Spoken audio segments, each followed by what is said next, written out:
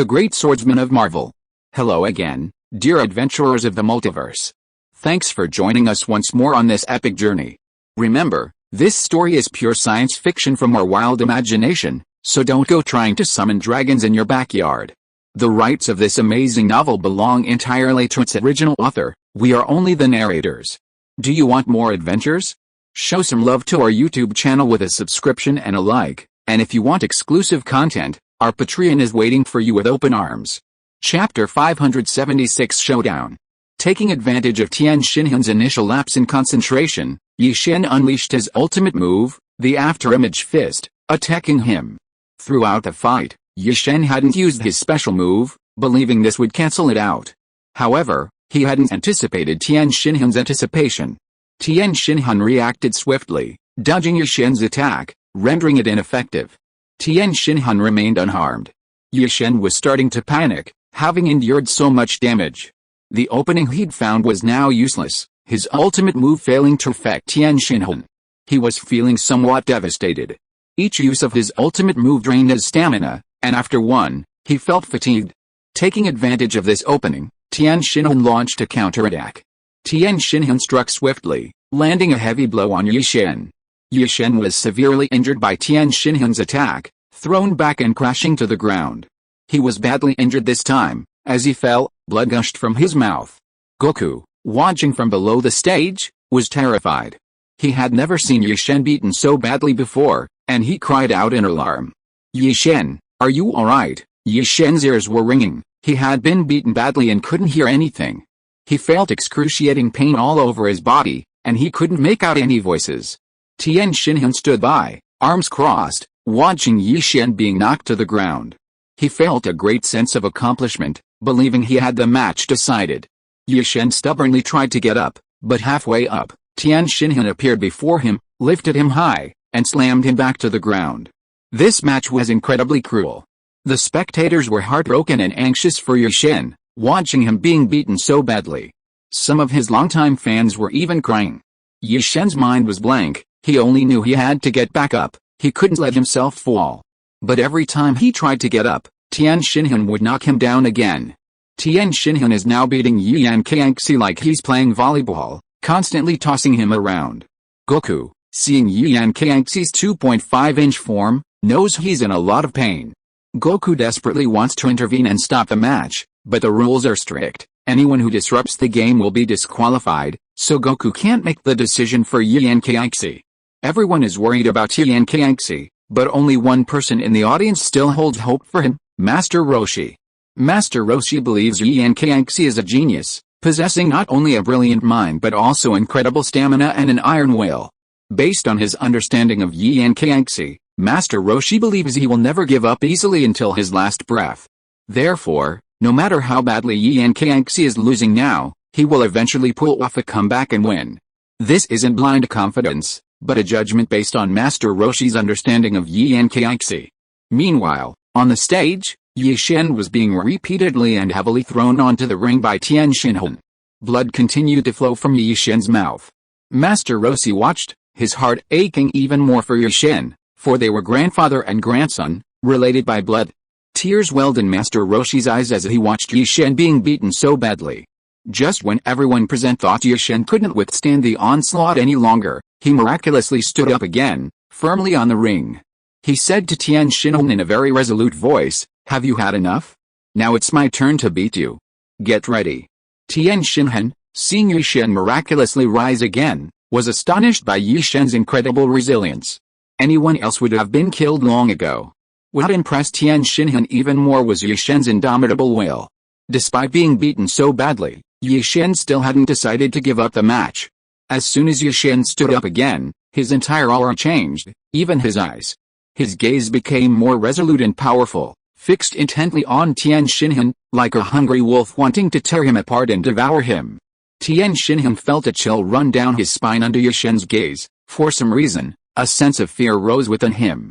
This time, Yi Shen unleashed his full power, concentrating all his energy into a single powerful attack, defeating Tian Xinhun. The situation on the stage had reversed. This time, it was Tian Xinhun who was knocked to the ground. The spectators cheered, calling it incredibly exciting. The cheers and applause in the arena never ceased. However, simply using one powerful attack wasn't enough to render Tian Xinhan unable to get up. Tian Xinhan rose again under Ye Shen's watchful gaze. Having experienced Ye Shen's power, Tian Xinhan began to change his previous carefree attitude, and a true battle ensued between Ye Shen and Tian Xinhan. Tian Xinhan wiped the blood from the corner of his mouth and said defiantly to Ye Shen, "It seems your strength is nothing special after all. Your all-out attack only had this effect on me." This kind of provocation was too naive. Ye Shen was completely unaffected. He said to Tian Xinhan, "Let's wait and see what happens next." A strong tension had already formed between Ye Shen and Tian Xinhan. The real battle was just beginning, and both Ye Shen and Tian Xinhan were giving it their all in this match. Chapter 577 At a loss. The ensuing fight will be the most exciting of the entire martial arts tournament. Both Ye Shen and Tian Xinhan unleashed their full power and signature moves, employing every technique at their disposal. However, they remain evenly matched.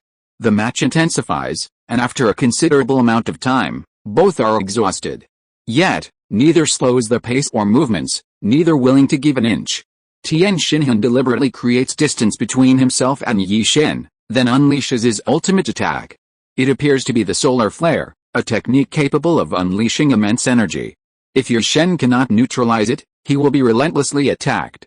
This is Tian Xinhan's most powerful and terrifying technique, capable of relentlessly striking his opponent.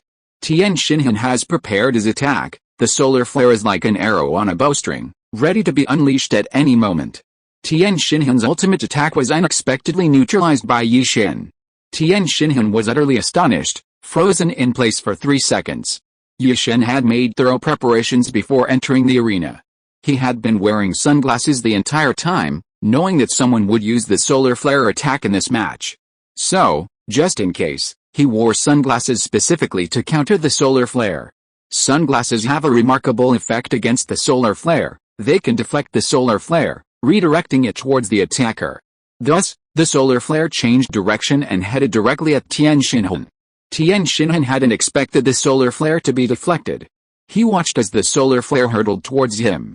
Tian Xinhan was stunned and immediately dodged to the side. He barely managed to avoid the solar flare attack. Even after dodging the solar flare, Tian Xinhan was still a little shaken. He knew the power of the solar flare. If he were hit by it, he would be remembered as a laughingstock in this match. He never expected someone to be defeated by his own ultimate move.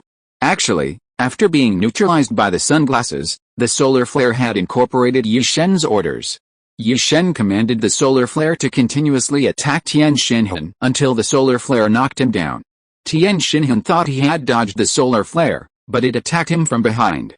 He didn't notice and was knocked down, falling face first to the ground.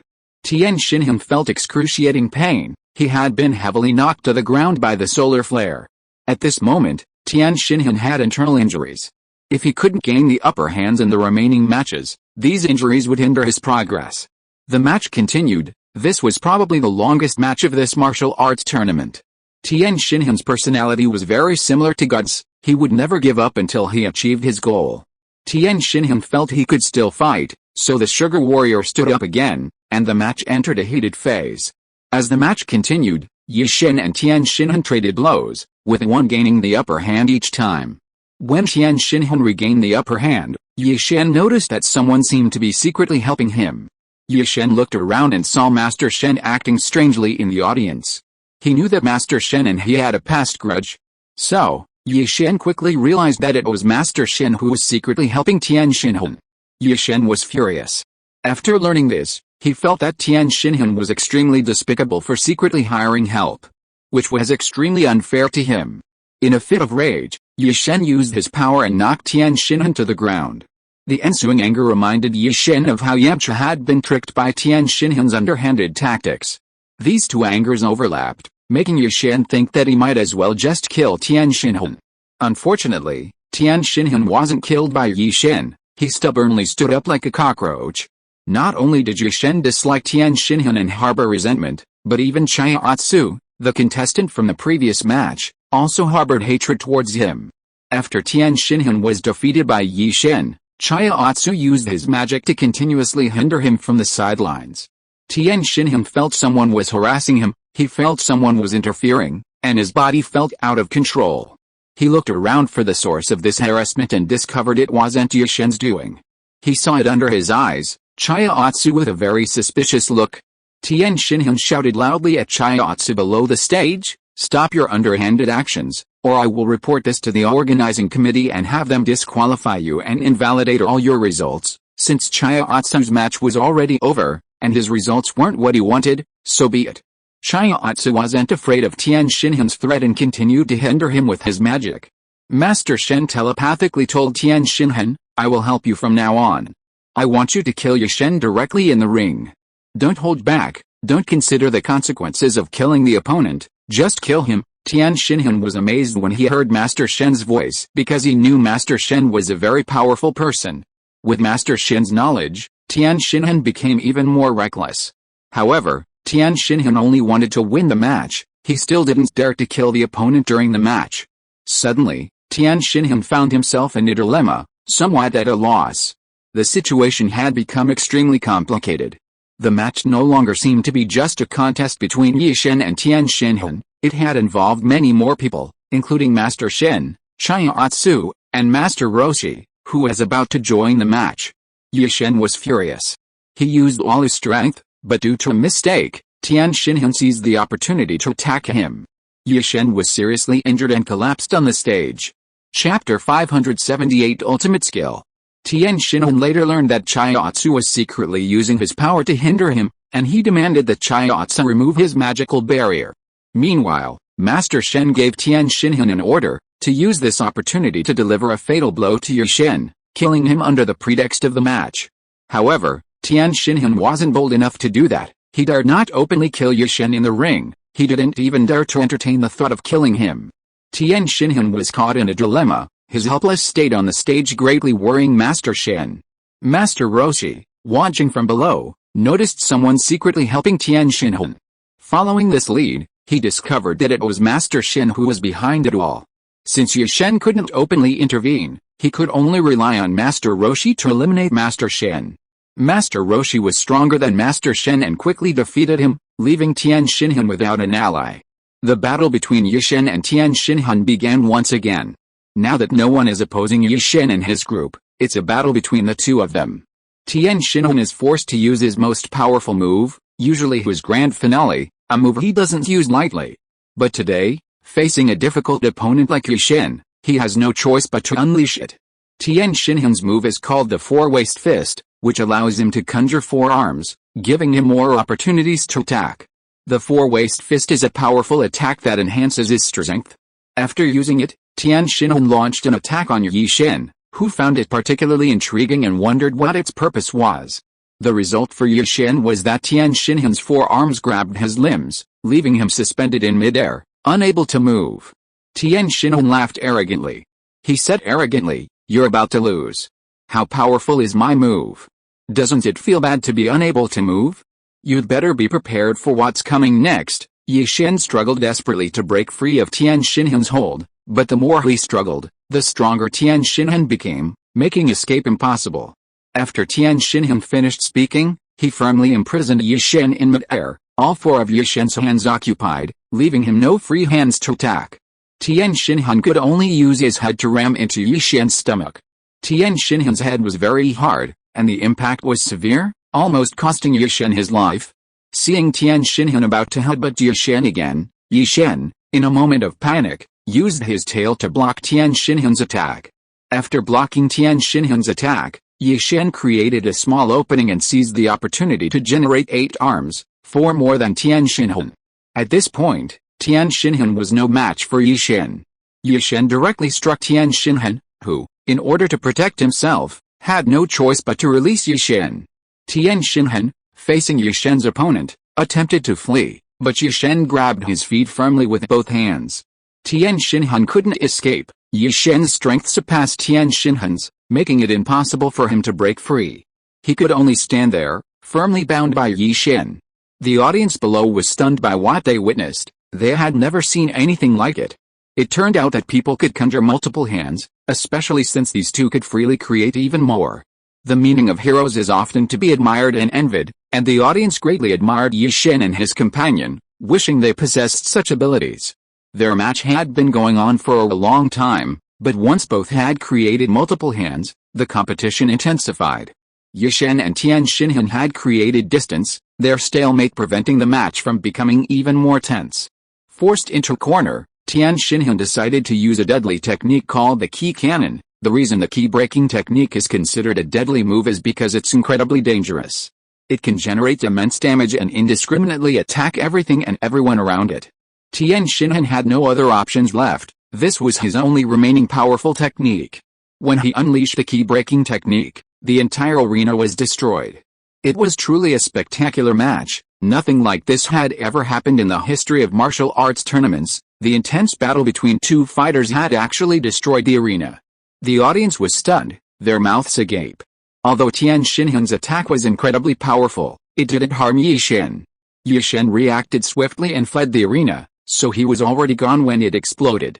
After the arena was destroyed, the battle continued below, almost reaching the audience area. Yi-Shen suddenly leaped high into the air. From mid-air, he unleashed the Kamehameha, his ultimate technique, attacking Tian Xinhan on the ground. Tian Xinhan hadn't anticipated that Yi-Shen would use the Kamehameha at this moment. He couldn't dodge it at all due to the limited space of the arena. The area was too small, preventing him from fully utilizing his skills. So, when Yi-Shen's Kamehameha struck, he was hit. The Kamehameha was always Yi-Shen's signature move. Once he used it, his opponents almost couldn't dodge it. Tian Xinhan was severely injured after being hit and could no longer continue the match. Now, the match was finally over, and the winner was Yi-Shen. Although Tian Xinhan was still unconvinced, he was in a state where he couldn't continue fighting, so he had to accept that Yi-Shen had indeed won. This long battle was finally over. Actually, after fighting Yi-Shen again, Tian Xinhan finally understood Yi-Shen's strength. He actually admired Yi-Shen greatly, because Yi-Shen was younger than him but stronger. Tian Xinhan likes to befriend strong people. After meeting Yi-Shen, he wanted to find Yi-Shen and become friends with him right after the match. Tian Xinhan found Yi-Shen and said directly, "Yi-Shen, I admire you very much. I want to be your friend. Is that alright?" However, Yi-Shen didn't immediately agree because he still harbored some prejudice against Tian Xinhan. Chapter 579 Odds of Winning. Yi-Shen pondered for a moment, remembering Tian Xinhan's previous actions that had harmed Yamcha, leaving Yamcha still in the hospital and not fully recovered. He was conflicted. Seeing Yi-Shen's troubled expression, Tian Xinhan perhaps understood why Yi-Shen couldn't immediately agree, so he sincerely apologized. "I want to apologize to you first. I used very despicable means to hurt your friend during the match. I sincerely apologize to your friend and promise I will never use such methods to win a match again." Hearing Tian Xinhan say this, Yi-Shen felt a little better, but he couldn't undo the harm Tian Xinhan had done to Yamcha. Yi-Shen simply said to Tian Xinhan in a very tactful way, "Regarding the matter of us becoming friends, I think we should let things take their course. If there's a green score, then we'll definitely become friends in the future, but I don't want that right now." Although Tian Xinhan was a little disappointed, he understood, so Tian Xinhan could only apologize and say, "It's okay, I understand. If there's a green score, I hope we can become friends next time we meet." Yi-Shen nodded in agreement. The match finally ended, and Yi-Shen felt extremely tired. He went to the rest area and rested for a while. While Yi-Shen was resting, he heard some terrible news from someone. It was like a bolt from the blue. It was devastating news. Yi-Shen heard that Kulin was dead. Yi-Shen couldn't believe it. He stood there stunned for several minutes, unable to understand it. Kulin had been perfectly fine during the previous matches. How could he be dead? Yi-Shen was heartbroken. He left the backstage area like a madman and went straight to the scene of Kulin's accident. Only when he saw Kulin's body lying on the ground did he realize it was true. Yi-Shen refused to believe it. He quietly walked to Kulin's body. Yi-Shen knelt down and carefully examined the body, confirming it was indeed Kulin. A large crowd had already gathered, but most were just onlookers. Those connected to Kulin stood beside his body, deeply saddened, their faces grim. Yi-Shen spotted Master Roshi and his group in the crowd and excitedly inquired about their situation. "Old man, do you know what happened? How could Kulin be dead?" Master Roshi shook his head sadly and said to Yi-Shen, "The police have already gone to investigate the truth of the matter, and they are already looking for the murderer. According to the police, Kulin was murdered." Yi-Shen shouted angrily. "Who? Who dared to kill my friend? Although Yi Shen was very angry and his strength was also frightening, how could the murderer stand up so easily? The murderer who could kill Colin must not be an ordinary person. It seems that it will be quite difficult to avenge Colin this time. If Yi Shen wants to find the murderer of Colin, he must first observe the wounds on Colin's body. Yi Shen squatted down next to Colin's body and carefully examined the wounds on Colin's body. Based on the wounds, he judged roughly what moves were used to kill Colin. Yi Shen looked at Colin's body thoughtfully.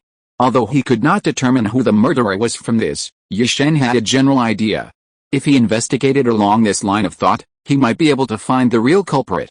The evidence from Colin's body alone was far from sufficient. Yi Shen had heard that Colin's body was found in his room, and he knew Colin had stayed at the same hotel. Yi Shen wanted to return to Colin's room to gather evidence and check if his valuables were still there. Upon returning to Colin's room, Yi Shen discovered something terrible. The 4 stars and the register were missing. This greatly alarmed him. These 2 items were extremely important and absolutely could not be lost. Yi Shen was furious. He felt the culprit had come prepared, and perhaps the loss of the 4 stars and the register was related to Colin's death. To find the real culprit, Yi Shen decided to leave, away from everyone else. After Yi Shen's analysis, he concluded that the culprit must have already fled the area, having escaped long ago since the incident. After Yi Shen left a martial arts tournament venue, Master Roshi remained. Around the corpse in the withered forest, Master Roshi discovered a peculiar mark bearing the character for demon. Master Roshi could hardly believe his eyes. He was utterly astonished. He couldn't believe it was real. If this was true, it meant that King Piccolo had been resurrected. King Piccolo was a being who had once terrified the entire world, a true demon. Master Roshi felt cold sweat breaking out on his back. This sudden news left him unable to believe it. He wanted to escape, but the clear mark forced him back to reality. Master Roshi couldn't even imagine what would happen to the world after King Piccolo's resurrection.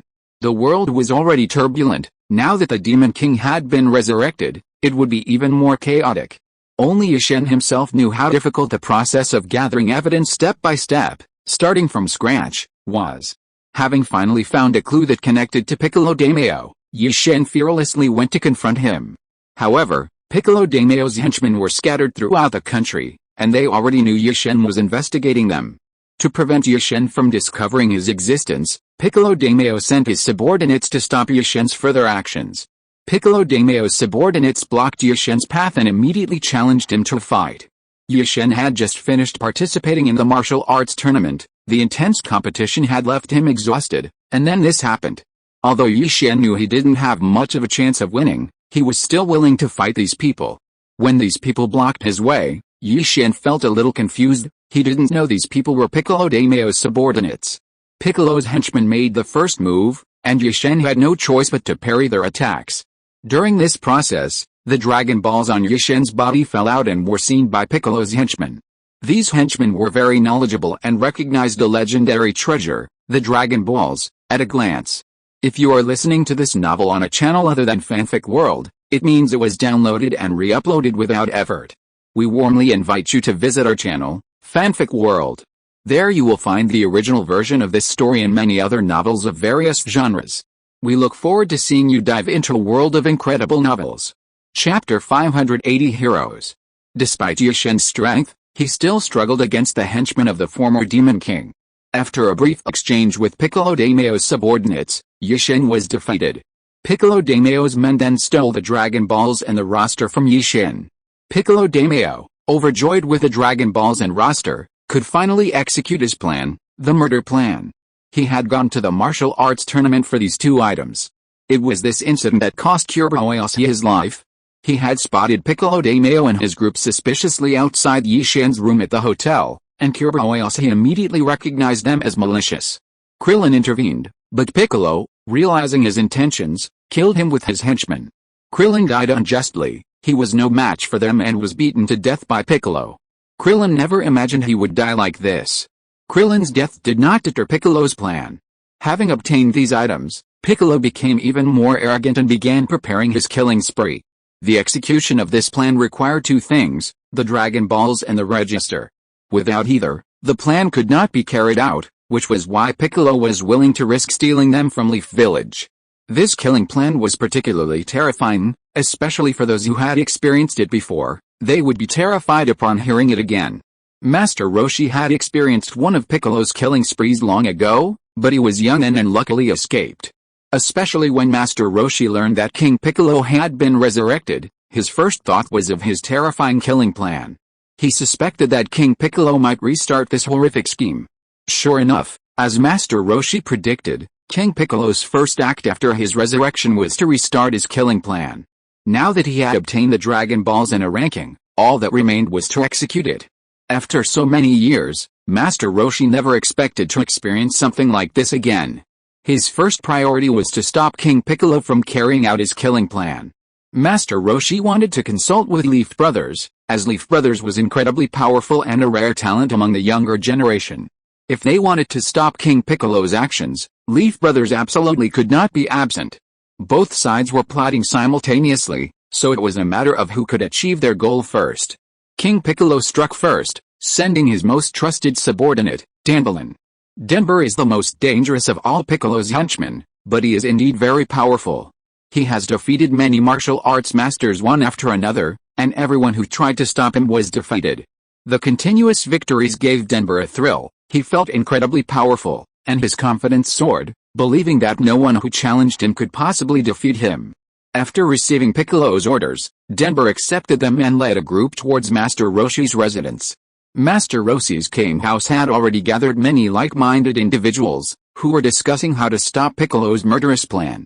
On his way to Master Roshi's place, Denber killed many martial arts masters who tried to stop him.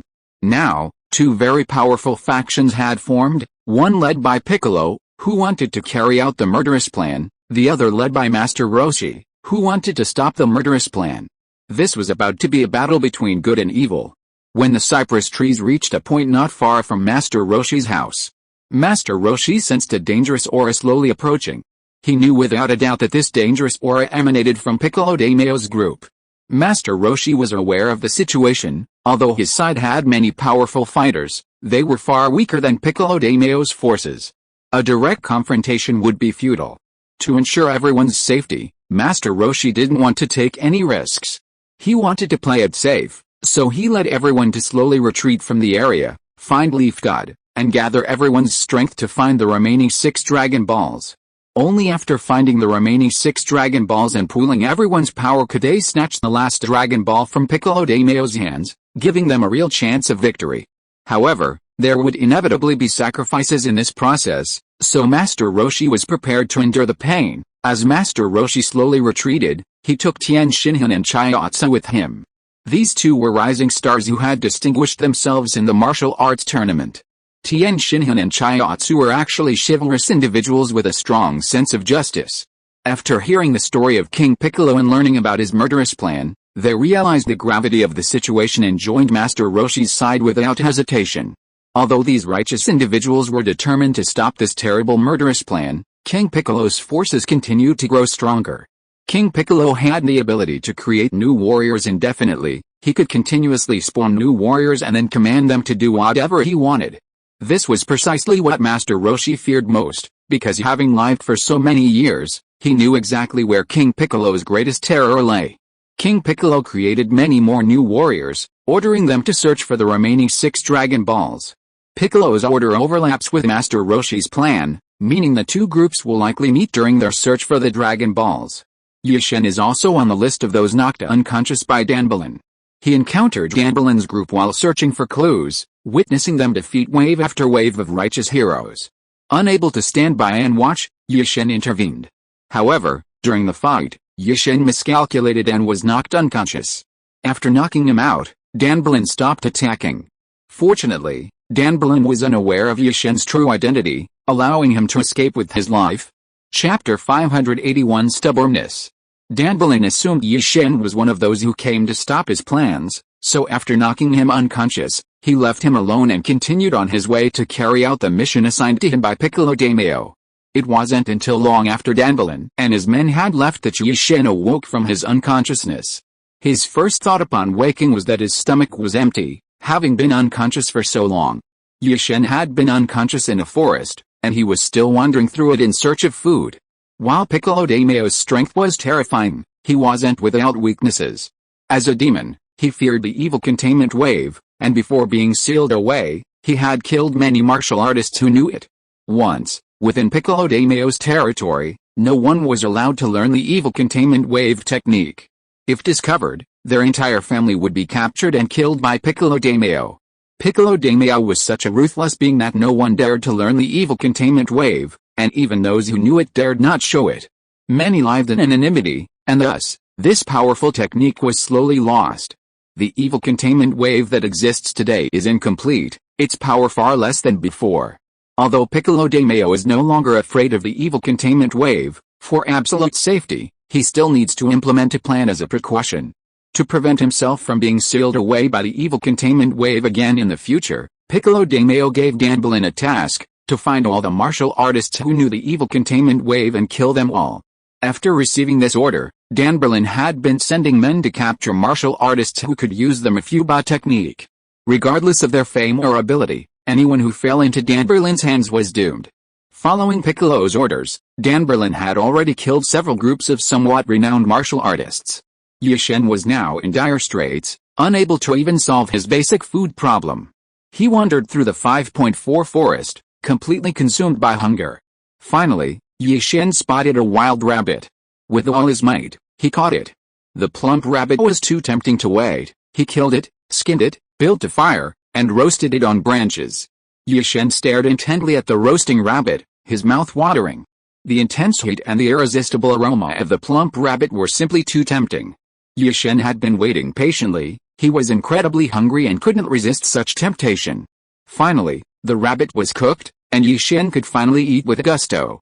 After waiting so long, the food in his hands tasted absolutely delicious. Perhaps for Yi-Shen, food now gave him boundless strength. He wolfed down the entire roasted rabbit, quite impressed with himself. Only after finishing did he sit down to rest, satisfied. Chewing on the last bit of bone, the savory flavor was irresistible. In a daze, Yi-Shen remembered something important. He remembered the murder of Kulin, and his purpose in coming here was to find the killer and avenge Kulin. Thinking of this, Yi-Shen's mood soured, and he began to feel anxious. So many days have passed with no progress whatsoever. How could Yi-Shen not be anxious? The thought of Kulin being killed by someone else was unbearable for Yi-Shen, as Kulin's friend. Some things can't be rushed. The clues Yi-Shen had gathered along the way were slowly pointing to Piccolo de Mayo as Kulin's killer. Yi-Shen desperately wanted to avenge Kulin. So as soon as he regained his strength, he couldn't wait to set off again, not wanting to waste any more time. After setting off, Yi-Shen encountered a young boy named Yajirobe. Yi-Shen witnessed Yajirobe's righteous actions and intervened to save him, thus beginning their acquaintance. After getting to know the rarely seen Yajirobe, and through conversation, Yi-Shen learned that Yajirobe also knew of Piccolo de Mayo's existence and even knew about such a secretive murder plan. It seemed that the young Yajirobe was definitely not a simple person. Along the way, the two became much more lively after finding common ground. Since they were traveling in the same direction, Yi-Shen and Yajirobe spent the entire journey complaining about Piccolo. Traveling together, they became friends after sharing their common interests. Both particularly disliked Piccolo, and their personalities and ages were similar. After traveling for a while, they encountered an uninvited guest named Neobaro, who had approached them. Neobaro immediately wanted to fight Yi-Shen and Yajirobe. Yi-Shen didn't understand why, as he didn't know Neobaro belonged to Mingfang's faction. While Yi-Shen was still hesitating, Neobaro was about to attack them. Yi-Shen was distracted, and Yajirobe intervened in time to block Neobaro's attack. Yajirobe's skills were exceptional. He sent Shinbaro flying with his first move. However, Shinbaro persisted, unwilling to give up, and launched another attack. Yajirobe, not to be outdone, unleashed his ultimate sword technique, his signature move, exceptionally powerful. Yi-Shen was fortunate enough to witness this legendary and formidable technique firsthand. The ultimate sword technique lived up to its reputation.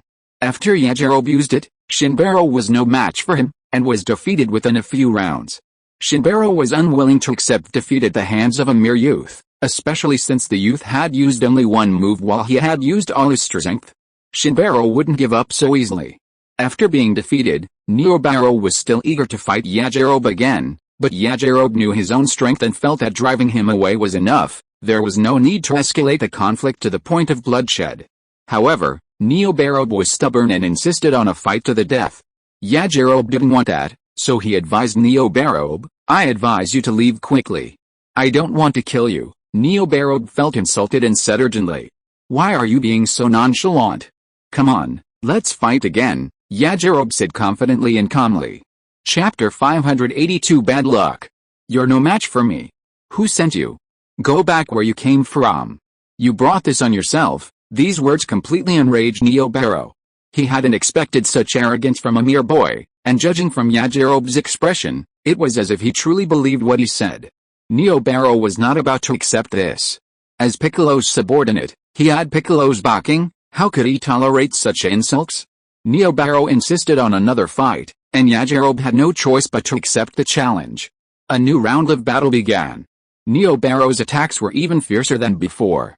Yajirobe could only defend against Neobaro's attacks, but Neobaro relentlessly pressed his advantage, using only a few signature moves.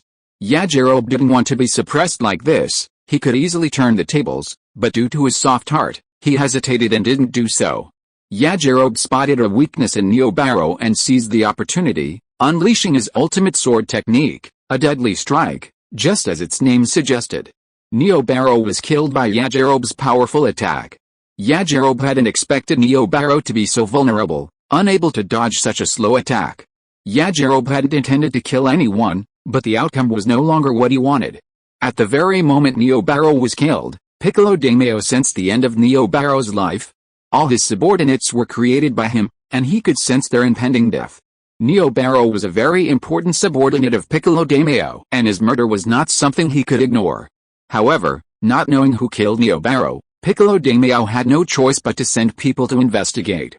Meanwhile, on Yushen's side, Yajirobe looked at the corpse of Neobaro lying on the ground, somewhat at a loss. He didn't know what to do and looked to Yushen for help, casting a pleading glance. Yushen came to Yajirobe, placed his hand on his shoulder, and comforted him, saying, "It's alright. You only killed a bad guy. There's no need to panic. It wasn't your intention. He forced himself to his death at your hands. You don't need to feel guilty." After Yushen's words of comfort, Yajirobe felt much better. He was no longer so afraid and guilty when he looked at Neobaro's corpse. However, Yushen and the others still needed to continue their journey and needed to dispose of Neobaro's body quickly. Leaving Neobaro's body on the main road wasn't ideal, so Yushen and the others decided to dig a hole and bury Neobaro's body, which would at least soothe Yajirobe's heart. So the two boys made this decision and went together to find a secluded place to dig. Meanwhile, things were progressing smoothly for Danbalin. He found Tian Xinhan and his group, who were acting alone. Since both groups shared the same goal, they met up. Danbalin wasn't about to let this rare opportunity slip by. He didn't want Tian Xinhan and Chiatsu to hinder his plan to find the Dragon Balls. Danbalin decided to kill them. He was very confident in his abilities and believed he could definitely kill them. Danbalin sent his men to capture Tian Xinhan and Chiatsu. Just as Danbalin was about to kill them, a black figure suddenly appeared behind him and whispered something in his ear. Danbalin received Piccolo's latest news. The black figure was Piccolo's messenger. This messenger brought an important message. Danbalin should drop everything and immediately find the person who killed Neobaro. Danbalin always obeyed Piccolo's orders unconditionally. So this time he didn't hesitate and accepted the mission. Upon learning the news, Danbalin temporarily spared Tian Xinhan and his group, saving them from certain death. Luckily, the news arrived in time, otherwise, they would have perished at Danbalin's hands. Danbalin immediately set off, not daring to waste a single moment. Meanwhile, Yushen and Yajirobe, having just finished digging the pit, quickly carried Neobaro's body inside and buried it. Yushen and Yajirobe, one lifting the head and the other the feet, carried Neobaro's body into the pit. Then, Yushen used a shovel to cover the surrounding soil, quickly burying Neobaro's body. After burying Neobaro's body, Yushen and Yajirobe continued their journey towards Piccolo Daimyo's location. Piccolo Daimyo's original plan was to kill all warriors, but upon learning that Neobaro had been killed by Yushen and his group, he felt he should avenge Neobaro first, putting aside all his previous grievances. Piccolo entrusted this important task to his most trusted subordinate, Denburn. Denburn could be considered a clone of Piccolo, having given him a portion of his power in exchange for unconditional loyalty.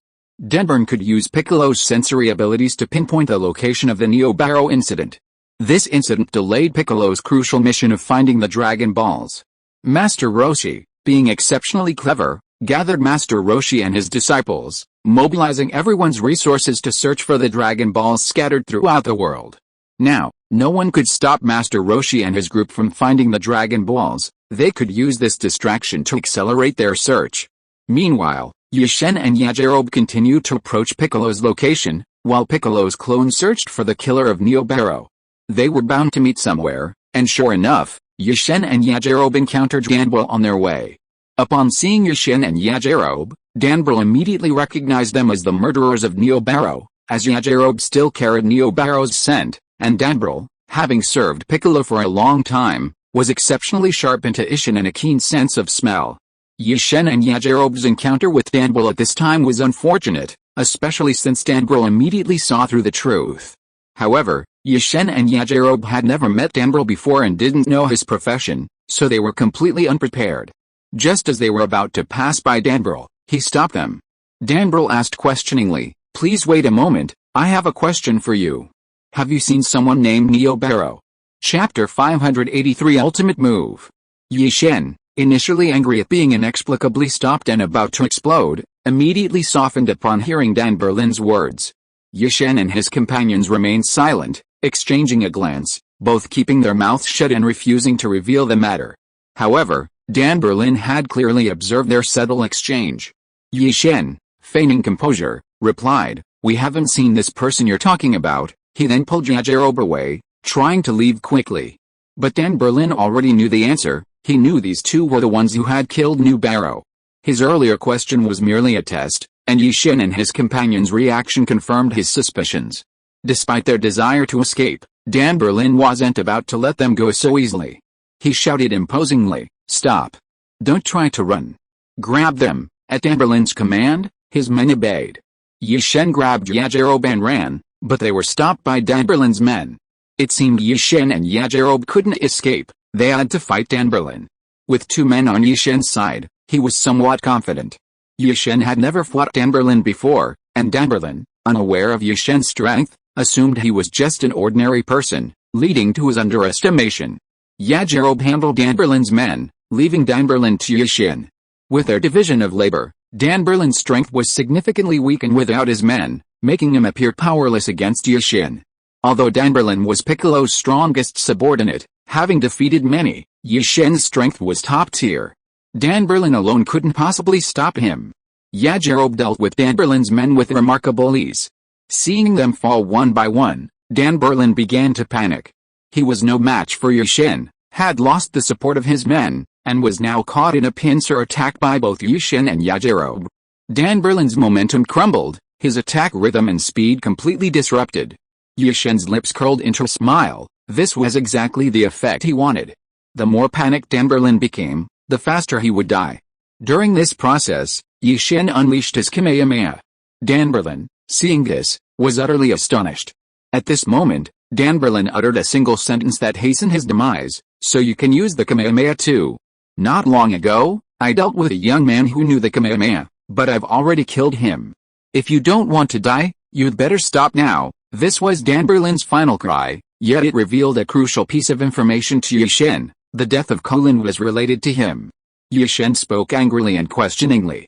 "Did you kill that young man named Kulin who died at the martial arts tournament?" Dan Berlin asked arrogantly.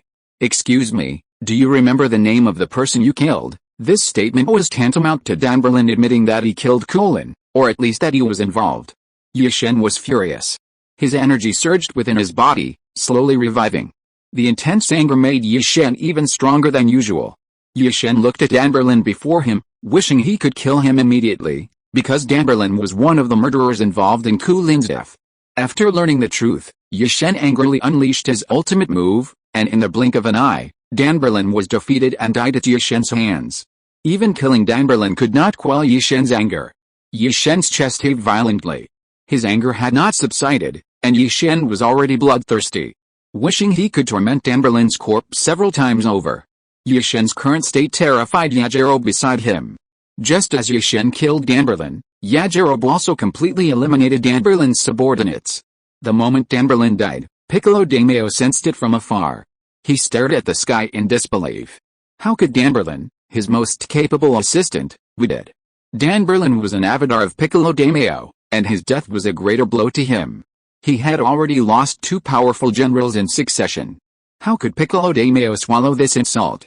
He decided to personally deal with the person who killed his 2 trusted lieutenants.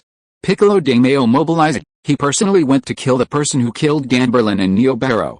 Piccolo Daimyo's anger stemmed not only from the loss of his 2 most important subordinates, but also from his desire to know who dared to harm his people. Moreover, this person's strength was certainly not to be underestimated, and Piccolo Daimyo hadn't exerted himself in a long time. Meanwhile, Master Roshi and his friends were making good progress, having collected all 4 Dragon Balls through their efforts. At this time, Yi-Shen finally encountered Piccolo Daimyo. Piccolo Daimyo finally saw the person who killed Danberlin. He scrutinized Yi-Shen, seeing that Yi-Shen was merely a boy, and wondered how he could possess such power. Yi-Shen was also incredibly excited to finally see the murderer of Krillin. He couldn't wait to avenge Krillin. Yi-Shen and Piccolo Daimyo finally clashed. Yi-Shen experienced Piccolo Daimyo's power firsthand. This was an unprecedented challenge. As a being capable of shaking the world, Piccolo Daimyo suddenly made Yi-Shen feel insecure. Piccolo Daimyo, on the other hand, was incredibly confident facing Yi-Shen, believing that Yi-Shen, alone, was nothing to fear. A fierce battle ensued between Piccolo Daimyo and Yi-Shen. At the start of the battle, Yi-Shen was constantly on the defensive. Shocked by Piccolo's power, Yi-Shen unleashed his ultimate attack, the Kamehameha, several times in a row, yet it failed to even scratch Piccolo. Yi-Shen was utterly astonished. Just how terrifying was this power? Even the Kamehameha had no effect on Piccolo. Yi-Shen's composure began to crumble. He was at a loss for what to do.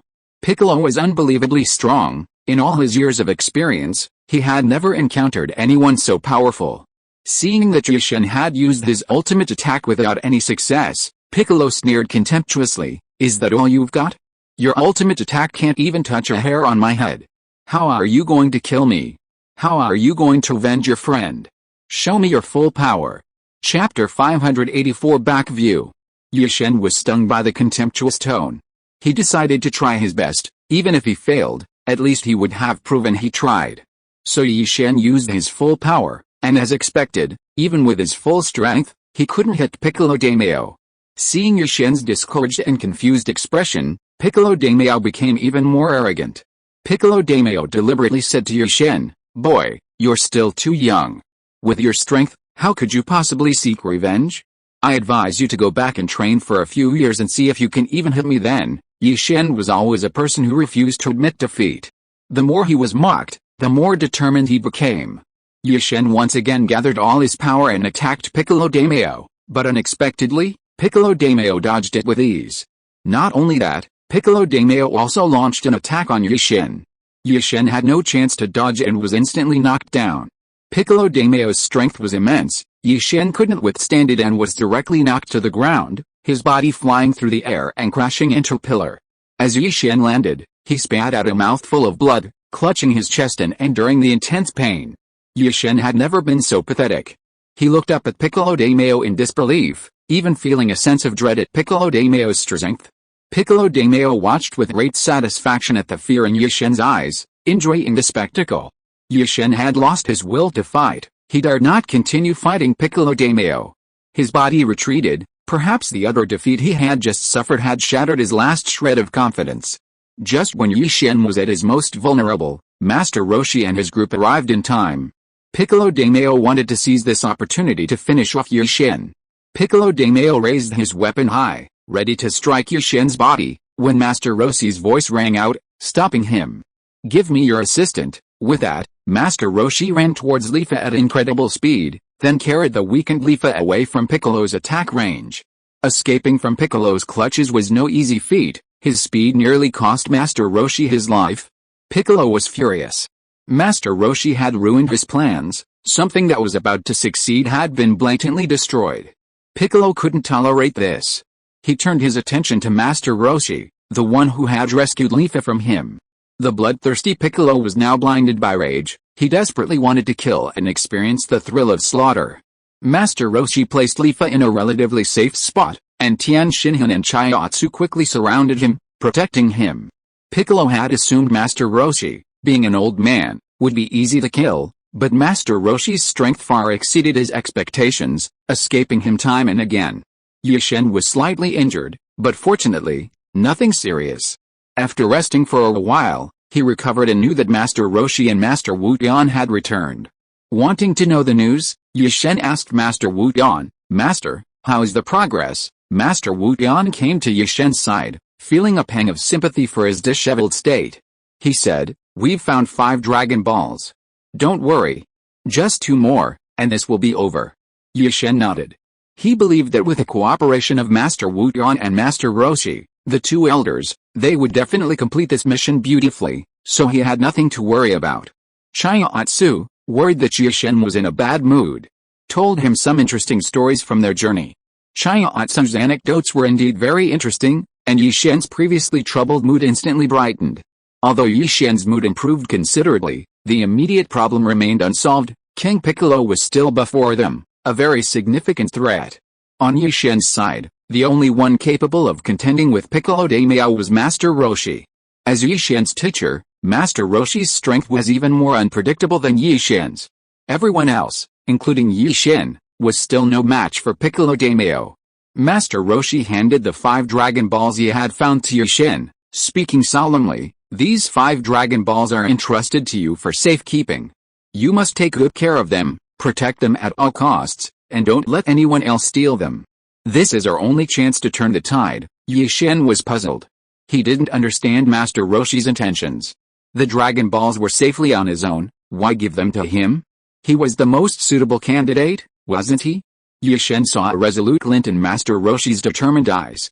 Yishen had a premonition that something bad was about to happen, and sure enough, his fears were confirmed. Master Roshi quickly shoved the 5 Dragon Balls into Yishen's hand and emphasized again, "Protect them well." After speaking, Master Roshi left Yishen's sight and went to Piccolo Daimyo, drawing Piccolo's attention to him. Piccolo then focused his attention on Master Roshi. Yishen finally understood that Master Roshi was planning to sacrifice himself to buy them some time. Only 2 Dragon Balls remained to be found. Once they were found, Yishen and his allies, representing the forces of justice, could defeat Piccolo Daimyo. Yishen was extremely worried about Master Roshi's safety. He had already experienced Piccolo Daimyo's power firsthand and knew just how terrifying his strength was, so he was worried about his teacher. Although Master Roshi's strength had previously impressed Yishen, Piccolo Daimyo's power filled him with fear. The difference between them was enormous. Yishen tried to struggle to his feet to stop Master Wu Tian, but his body ached all over, and he didn't even have the strength to stand. Unable to rise, he could only desperately shout at Master Wu Tian's retreating figure, "Teacher, don't do anything foolish. Don't be reckless. Come back." Yishen's shouts were heart-wrenching, his throat tightened, and his nose stung with tears. But he held back his tears. This was a tough battle, he had to be strong. He was a role model, he couldn't let others see his vulnerability. He had to give everyone confidence, and he couldn't let anyone see him crying now, even though he was about to lose his teacher. Chapter 585 The Lamb. Master Roshi heard Yishen's heartfelt shout, and a smile crept onto his face, his eyes filled with a resolute determination. Master Roshi quickly engaged Piccolo in battle, successfully holding him back. Now, Yishen and his team couldn't let their guard down either, they needed to seize this moment of distraction to find the remaining 2 Dragon Balls. Yishen dispatched Tien Shinhan and Chiatsu, 2 powerful fighters, each with a group of helpers, to search for the Dragon Balls. Yishen couldn't leave yet, he was deeply concerned about Master Roshi and wanted to witness his battle with Piccolo firsthand, otherwise, he wouldn't feel at ease. Master Roshi was incredibly agile and quick-witted. His battle with Piccolo Daimyo initially seemed evenly matched, but Master Roshi, being older, was far less physically capable than Piccolo. After dozens of rounds, Master Roshi was on the verge of collapse, nearly being struck several times, only to dodge in time. Yishen watched all this with great concern and trepidation. Master Roshi had a secret, he was one of the few martial artists in the world still capable of fully utilizing the evil containment wave. He had kept this a secret, knowing it could never be revealed, not even to his closest friends. The evil containment wave was the only technique capable of sealing Piccolo Daimyo, and mastering it placed a heavy responsibility on his shoulders. Master Roshi's ability to use the evil containment wave has always been a secret. No one in the world knows it except himself. Martial artists who know the evil containment wave must forever guard this secret, as a preparation for the possible resurgence of Piccolo Daimyo. When Master Roshi used the evil containment wave in front of Piccolo Daimyo was startled, not expecting anyone to know it before him. His previous massacre of martial artists had left some survivors. Master Roshi used the evil containment wave at the cost of his life, unleashing its maximum power. Piccolo Daimyo, slightly frightened, quickly retreated. Master Roshi, with lightning speed, rushed forward, blocking Piccolo Daimyo's path, and then unleashed the evil containment wave. Piccolo Daimyo frantically fled. Piccolo Daimyo was incredibly lucky, dodging Master Roshi's attack, something Master Roshi hadn't anticipated. Master Roshi regretted being a step too slow. Seeing that he had missed his best opportunity to attack Piccolo Daimyo, Master Roshi realized that it would be almost impossible to use the evil containment wave to seal Piccolo Daimyo again. Piccolo Daimyo already knew that Master Roshi could use the evil containment wave and would be constantly on guard against him, not giving him another chance to attack. Not only that, Piccolo Daimyo also wanted to kill Master Roshi as soon as possible to eliminate this threat. Therefore, after dodging Master Roshi's attack, Piccolo Daimyo launched a fierce attack. Master Roshi was overwhelmed by Piccolo Daimyo's relentless assault, leaving him no time to think. Piccolo Daimyo's strength was so terrifying that even Master Roshi found it extremely difficult to deal with him. Yi-Shen was extremely worried, and sure enough, his fears came true. Master Roshi was gradually becoming no match for Piccolo Daimyo. His stamina couldn't keep up, and when he was at his limit, he was struck by Piccolo Daimyo's incredible strength. Master Roshi fell to the ground, blood trickling from his mouth. His bones were broken, and he couldn't stand up. Piccolo Daimyo, however, wasn't finished and had his sights set on killing him. Piccolo Daimyo leaped into the air and unleashed a finishing move at the lying Master Roshi. In mere milliseconds, Master Roshi was about to be killed. Yi-Shen tried to stop it, but even with all his might and enduring excruciating pain, he could only manage to stand up. Piccolo Daimyo's finishing move had already struck Master Roshi. It was too late. Yi-Shen cried out in anguish. Teacher. No. Teacher. Yi-Shen's emotions had collapsed. He could only watch helplessly as his teacher died tragically before his eyes, powerless to stop it. This was a devastating blow to Yi-Shen. Before dying, Master Roshi glanced at Yi-Shen, then closed his eyes, quietly awaiting death. Master Roshi's expression was serene, as if he were facing not death, but a rescue. Master Roshi's instant death dealt a fatal blow to Yi-Shen and his group. Everyone instantly lost confidence. Even Master Roshi, their leader, began to doubt whether it was worth it.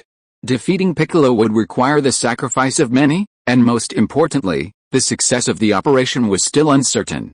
Piccolo already possessed 2 Dragon Balls. Now, they needed to steal the 5 Dragon Balls from Yi-Shen to summon Shenron. Piccolo knew that Master Roshi had entrusted the remaining 5 Dragon Balls to Yi-Shen for safekeeping, so he targeted Yi-Shen, who was still immersed in grief. Yi-Shen, unaware of this, was heartbroken. Looking at Master Roshi's gruesome body, he couldn't bear it. He wanted to retrieve Master Roshi's corpse and take it away from that blood-soaked place. Although Master Roshi's body was a bloody mess, Yi-Shen didn't care. He wasn't afraid, his heart was numb, devoid of feeling. He walked blankly toward Master Roshi's body. Piccolo, seeing Yi-Shen approaching, was overjoyed. He stared greedily at Yi-Shen, like a wolf eyeing a lost lamb. With each step Yi-Shen took, the pain intensified. However, he was no longer numb. Just as he was about to reach Master Roshi's corpse, Piccolo Daimyo spotted his prey and attacked. Yi-Shen, unaware of the attack, was successfully ambushed and suffered another blow. Piccolo Daimyo seized the opportunity to steal the 5 Dragon Balls from Yi-Shen. Only after the Dragon Balls were taken did Yi-Shen come to his senses. He realized the gravity of the situation and felt he had made a grave mistake. His actions were tantamount to handing the Dragon Balls to Piccolo Daimyo. Chapter 586 Harboring Wrong Thoughts. After regaining his senses, Yi-Shen was filled with remorse and slapped himself. Piccolo Daimyo had already obtained all 7 Dragon Balls and was about to summon Shenron. His attention was completely elsewhere. Master Roshi noticed this and rescued Yi-Shen in time. Master Roshi took Yi-Shen to a safe place, and they helplessly watched as Piccolo Daimyo obtained the 7 Dragon Balls. Yi-Shen was extremely remorseful and determined to do something to make amends. Just then, Yajirobe happened to come to Yi-Shen's side. Yi-Shen seemed to have thought of something and said to Yajirobe, "I know a place called Korin Tower. I want to go there to find a way to defeat Piccolo Daimyo. But in my current state, it's unlikely I can go there alone. Could you help me and take me to Korin Tower?" This was the first time Yi-Shen had ever asked someone for help. Yajirobe, seeing Yi-Shen's disheveled state, felt sorry for him and naturally agreed to his request. Yajirobe nodded to Yi-Shen. "No problem, I'll take you to Korin Tower," Yi-Shen said gratefully to Yajirobe. "Thank you so much for helping me at this time." Yi-Shen and his companions were about to leave for Korin Tower, an unknown place. Before Yi-Shen and Yajirobe left, Piccolo Daimyo was already preparing to summon Shenron. Piccolo Daimyo raised the 7 Dragon Balls into the air, then used his power to arrange them into a circle, keeping them from falling. After the 7 Dragon Balls were gathered, their mutual attraction triggered a special energy within them. The Dragon Balls sensed each other and slowly released their energy. Piccolo Daimyo's eyes were greedy. He only had the 7 Dragon Balls in his eyes and didn't care about Yi-Shen and Master Roshi's group anymore. Piccolo Daimyo felt that Yi-Shen and his companions no longer posed a threat, so he lowered his guard. Yi-Shen and Yajirobe took advantage of Piccolo Daimyo's complacency and secretly left. Piccolo was completely focused on summoning Shenron and didn't notice that Yi-Shen and Yajirobe had quietly left. The 7 Dragon Balls formed a circle in the air, and Piccolo stood inside, using his power to activate their magical abilities. Finally, the 7 Dragon Balls emitted a dazzling light, so bright it was almost blinding. Shenron suddenly appeared before everyone. Master Roshi, seeing Shenron appear, knew it was too late. Now that Shenron had been summoned, Piccolo naturally became the new owner. Shenron had been frequently summoned recently, each time interrupted. This time, forcibly awakened by Piccolo, Shenron was a little angry. He rubbed his eyes, glanced around, and said in a low voice, "So many people, who called me out? Quickly tell me your wish, I want to continue sleeping." Piccolo excitedly walked to Shenron. This was the first time he had seen Shenron. He looked at Shenron happily and then thought about his wish. Shenron pondered for a while, during which time he considered many wishes, but none of them seemed ambitious enough. He wanted to choose the most worthwhile wish, which took some time. Shenron was getting impatient. He yawned and asked Piccolo, "Why are you dawdling? Hurry up and tell me your wish. If you don't, I'm going back to sleep. I'll give you 5 more minutes to consider. If you don't tell me, it's void." Shenron's words startled Piccolo, who was still thinking. Piccolo became even more nervous. Countless thoughts raced through his mind, each one wanting to be fulfilled. This was all his fault for being too greedy and lacking a clear goal. As the 5 minutes approached, everyone waited to see what wish Piccolo would make. Master Roshi was also very nervous. He feared Piccolo's wish, but he knew very well that whatever Piccolo wished for would ultimately be a huge threat to the world. At the very last minute, King Piccolo finally decided on his wish and spoke to Shenron. "My wish is to become young again, to return to my best self." Upon hearing this, Master Roshi realized that King Piccolo was indeed getting old, though his aging process was slower than normal, making it almost imperceptible. Aging is a terrifying thing for everyone, and King Piccolo was no exception. His wish to return to his youth was the result of much deliberation. When Master Roshi first heard this, he found it a bit strange. He didn't understand why King Piccolo would make such a wish. He thought King Piccolo's goal was to possess the entire world and have control over it. Why not just wish for the world itself? Master Roshi couldn't comprehend King Piccolo's purpose. Compared to returning to his youth, wasn't possessing the world more important? However, Piccolo Daimyo had his own considerations. He not only wanted to possess the world but also wanted to return to his youth. Even if he gained the entire world, he would be too old to enjoy the glory for long. Returning to his youth, however, would be different. He could possess the greatest power and be in his best condition, and with that power, he could conquer the world. It was just a matter of timing. Piccolo Daimyo seemed very confident, but fortunately, his confidence gave Yi-Shen and Yajirobe some time. During the time Piccolo Daimyo was making his wish, they used the shortest amount of time to reach the magical Korin Tower. After Piccolo Daimyo finished making his wish, Shenron immediately granted it, and Piccolo Daimyo instantly transformed into his younger self. Master Roshi and the others watched all this with great amazement. Shenron could indeed grant all sorts of strange wishes, no matter how difficult they sounded. No wonder so many people spared no effort to obtain the 7 Dragon Balls and summon Shenron. The existence of the Dragon Balls and Shenron provides many unscrupulous individuals with an opportunity to take a shortcut to achieve their filthy desires. Piccolo Daimyo looked at himself with great satisfaction as he transformed into his younger self. He stretched his body and found it more agile and stronger. Piccolo Daimyo became even more arrogant than before. He now believed himself to be the strongest person in the world, invincible. And given the current situation, this was indeed the case, making the situation even more challenging for Yishin and his companions. If you are listening to this novel on a channel other than Fanfic World, it means it was downloaded and re-uploaded without effort. We warmly invite you to visit our channel, Fanfic World. There you will find the original version of this story and many other novels of various genres. We look forward to seeing you dive into a world of incredible novels. Chapter 587 Super Divine Water.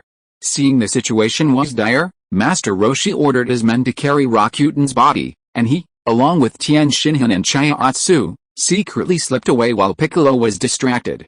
Master Roshi feared Piccolo would try to kill them all, and although Piccolo would likely do so, Master Roshi had to preserve his strength for now, preferring to bide his time.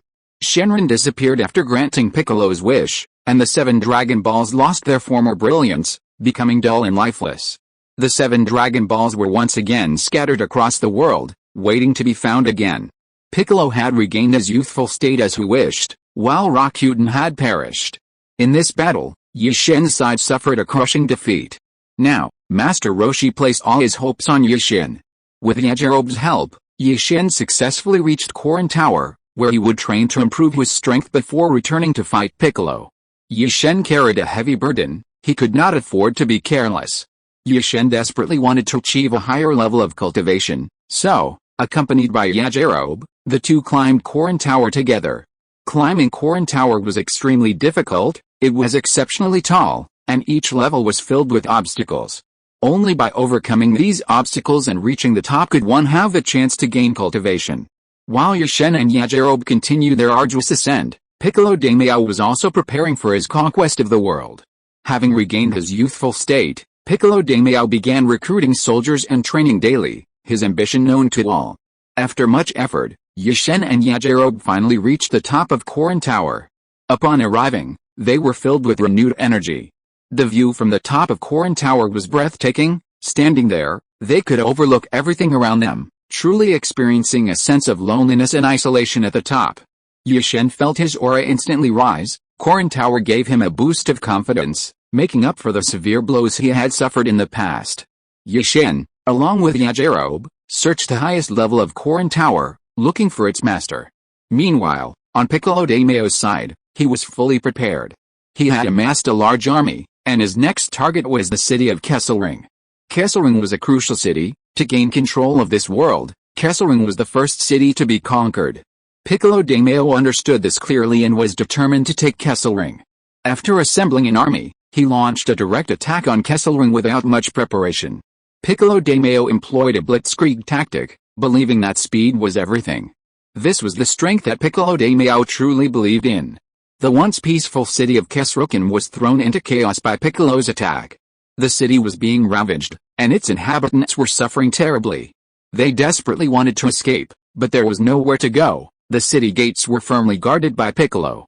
Kesselring's soldiers made a last-ditch effort, desperately resisting Piccolo's onslaught from the city walls. However, Kesselring's defenses were too weak and utterly vulnerable before Piccolo. Before long, Piccolo captured Kesselring, breached the gates, and led his army into the city to take control. Piccolo's first act upon entering was to order his army to arrest and imprison all remaining inhabitants. Those willing to join him could live, while those who refused were to be killed on the spot. It was an extremely cruel order. Although many soldiers felt compassion, they dared not disobey Piccolo's command. Anyone who dared to disobey would suffer a terrible fate. Piccolo's army carried out his orders, and in an instant, the vast majority of the city's inhabitants lost their lives. A very small number, clinging to life, became Piccolo's lackeys. Piccolo watched all this with great satisfaction. The more bloodshed, the more excited he became. Standing atop the highest point of Kesselring, Piccolo watched with immense satisfaction. Kesselring was now his territory, allowing him to continuously increase his power and expand into the surrounding cities. In Piccolo's mind, he already had a plan. His first step was to conquer Kesselring, and then, using Kesselring as his center, he would continuously attack the surrounding cities. The first step has already gone so smoothly. Piccolo Daimyo has easily conquered the city of Kesselring. Piccolo Daimyo is very confident about what's to come. He believes that at this rate, he will soon be able to conquer the world. Meanwhile, on Yushen's side, Yushen finally met the Master of Korin Tower. The Master of Korin Tower will be Lord Korin. After finding him, Yushen sincerely told Lord Korin his purpose for coming. Yushen's purpose was actually very simple. He needed Lord Korin's guidance to continuously grow stronger, then return to defeat Piccolo Daimyo and restore order to the world. Yushen approached Lord Korin and bowed deeply, performing a very grand salute. This time, Yushen sincerely wanted Lord Korin's help. Yushen politely said, "Lord Korin, I have a request. I want to know how to become stronger in a short time. I want to become stronger, then return to defeat Piccolo Daimyo and save the world." Lord Korin is a very easygoing person. From the beginning, he didn't make things difficult for Yushen and Yajirobe, who had suddenly barged into Korin Tower. On the contrary, he treated them like guests. Lord Korin had some knowledge of the turmoil happening outside. He knew about the existence of Piccolo Daimyo and that the world was currently in dire straits. Since Yushen said he wanted to defeat Piccolo Daimyo, then Yushen should be on the side of justice, and Lord Korin was very willing to help Yushen and his companions. Coincidentally, Lord Korin knew the question Yushen had raised, and he answered without reservation. "Regarding what you asked, I do know of a way. It's to drink the super divine water. After drinking it, a person can increase their strength for a short period of time. If the effect is good, it can increase it by hundreds of times. If the effect is not good, it can still increase it by several times. If you combine it with your own training and understanding, the effect might be even better." Chapter 588 Illusion. When Yushen heard Lord Kalin mention this, his eyes lit up. He desperately needed something like this to improve his strength. However, before Lord Kalin could finish speaking, Yushen impatiently asked, "Where's this super divine water you mentioned? How can I find it?" Yushen was eager, waiting for Lord Kalin's immediate answer. Lord Kalin noticed Yushen's urgency and quickly replied, "The super divine water is in a place called the Ice Maze. It's there, but it's extremely dangerous. The temperature is very low, making it very difficult to enter." Yushen said resolutely, "No matter how difficult it is, I'm not afraid. As long as I can get the super divine water, I can endure any harsh environment." Under Lord Kalin's guidance, Yushen not only gained confidence but also learned of the super divine water's existence. Yushen was determined to find the super divine water to become stronger, so under the guidance of Lord Kalin, he and Yajirobe set out to search for it. Soon after, they arrived outside the ice maze that Lord Kalin had mentioned. Lord Kalin could only take them this far. Their fate depended entirely on their own actions. Knowing the ice maze was extremely dangerous, Kalin specifically instructed Yushen and Yajirobe on some precautions before they entered. Yushen listened attentively, and Yajirobe remembered them well. They then bid farewell to Lord Kalin and entered the ice maze. As soon as they stepped inside, they felt a strong chill, but thankfully they were wearing the warm clothing Lord Kalin had given them. Yushen tightly covered his body, trying not to expose any skin. Yushen and Yajirobe walked forward, noticing that the ice maze was relatively well lit due to the lamps placed at intervals. However, they didn't realize that someone seemed to be following them, their eyes silently watching them. This person wasn't Lord Kalin. Unaware of this, Yushen and Yajirobe continued walking forward without a care in the world. They didn't know the size of the ice maze, nor its location, aimlessly wandering forward. But after walking a certain distance, the path ahead disappeared into darkness, leaving them wondering what unknown awaited them. Yushen walked ahead of Yajirobe, leading the way to encourage him. Once they entered the darkness, they were about to face their first challenge. The darkness ahead, combined with the low temperature inside the ice maze, creates an illusion for those who enter. The specific scene that appears depends entirely on the person's desired vision. Sure enough, Yushen and Yajirobe slowly succumbed to the illusion after entering. They gradually felt dizzy, their vision became uncomfortable, and everything became blurry, even showing things that weren't there. Yi-Shen blinked in disbelief. The effect provided temporary relief, but only lasted a few seconds before returning. Yi-Shen assumed it was due to exhaustion. He turned to check on Yajirobe and found him experiencing the same thing. Yi-Shen walked up to Yajirobe, and the two walked side by side. Yi-Shen placed his hand on Yajirobe's shoulder, panting weakly, and said, "You need to be alert. Something's not right ahead, it's eerie. We can't be fooled by these illusions," but the scenes before his eyes were so real that one could easily mistake them for reality. Even Yi-Shen almost believed them. Yajirobe was captivated by these illusions, his eyes gradually became unfocused, and his consciousness slowly faded. Yajirobe mumbled incoherently, "So real, mother, is it really you? Mother, I miss you so much. Have you come to take me back?" Yi-Shen was in agony. He had to confront these incredibly realistic images, reminding himself that they were all illusions, while simultaneously resisting the corrosive influence of these illusions. Yi-Shen felt a terrible headache coming on. Yajirobe was completely mesmerized by the illusions. He detached himself from Yi-Shen, acting as if Yi-Shen didn't exist, and continued walking forward on his own. Yi-Shen, fearing Yajirobe might encounter danger, tried to pull him back, but he was powerless to do so. The hallucinations grew increasingly intense, and his brain was almost unable to process them properly. Ultimately, Yi-Shen couldn't resist the corrosive influence and became like Yajirobe. Yi-Shen and Yajirobe wandered aimlessly like two night owls. In his hallucinations, Yi-Shen saw Master Roshi and some familiar friends. Hallucinations arise from the thoughts in each person's mind.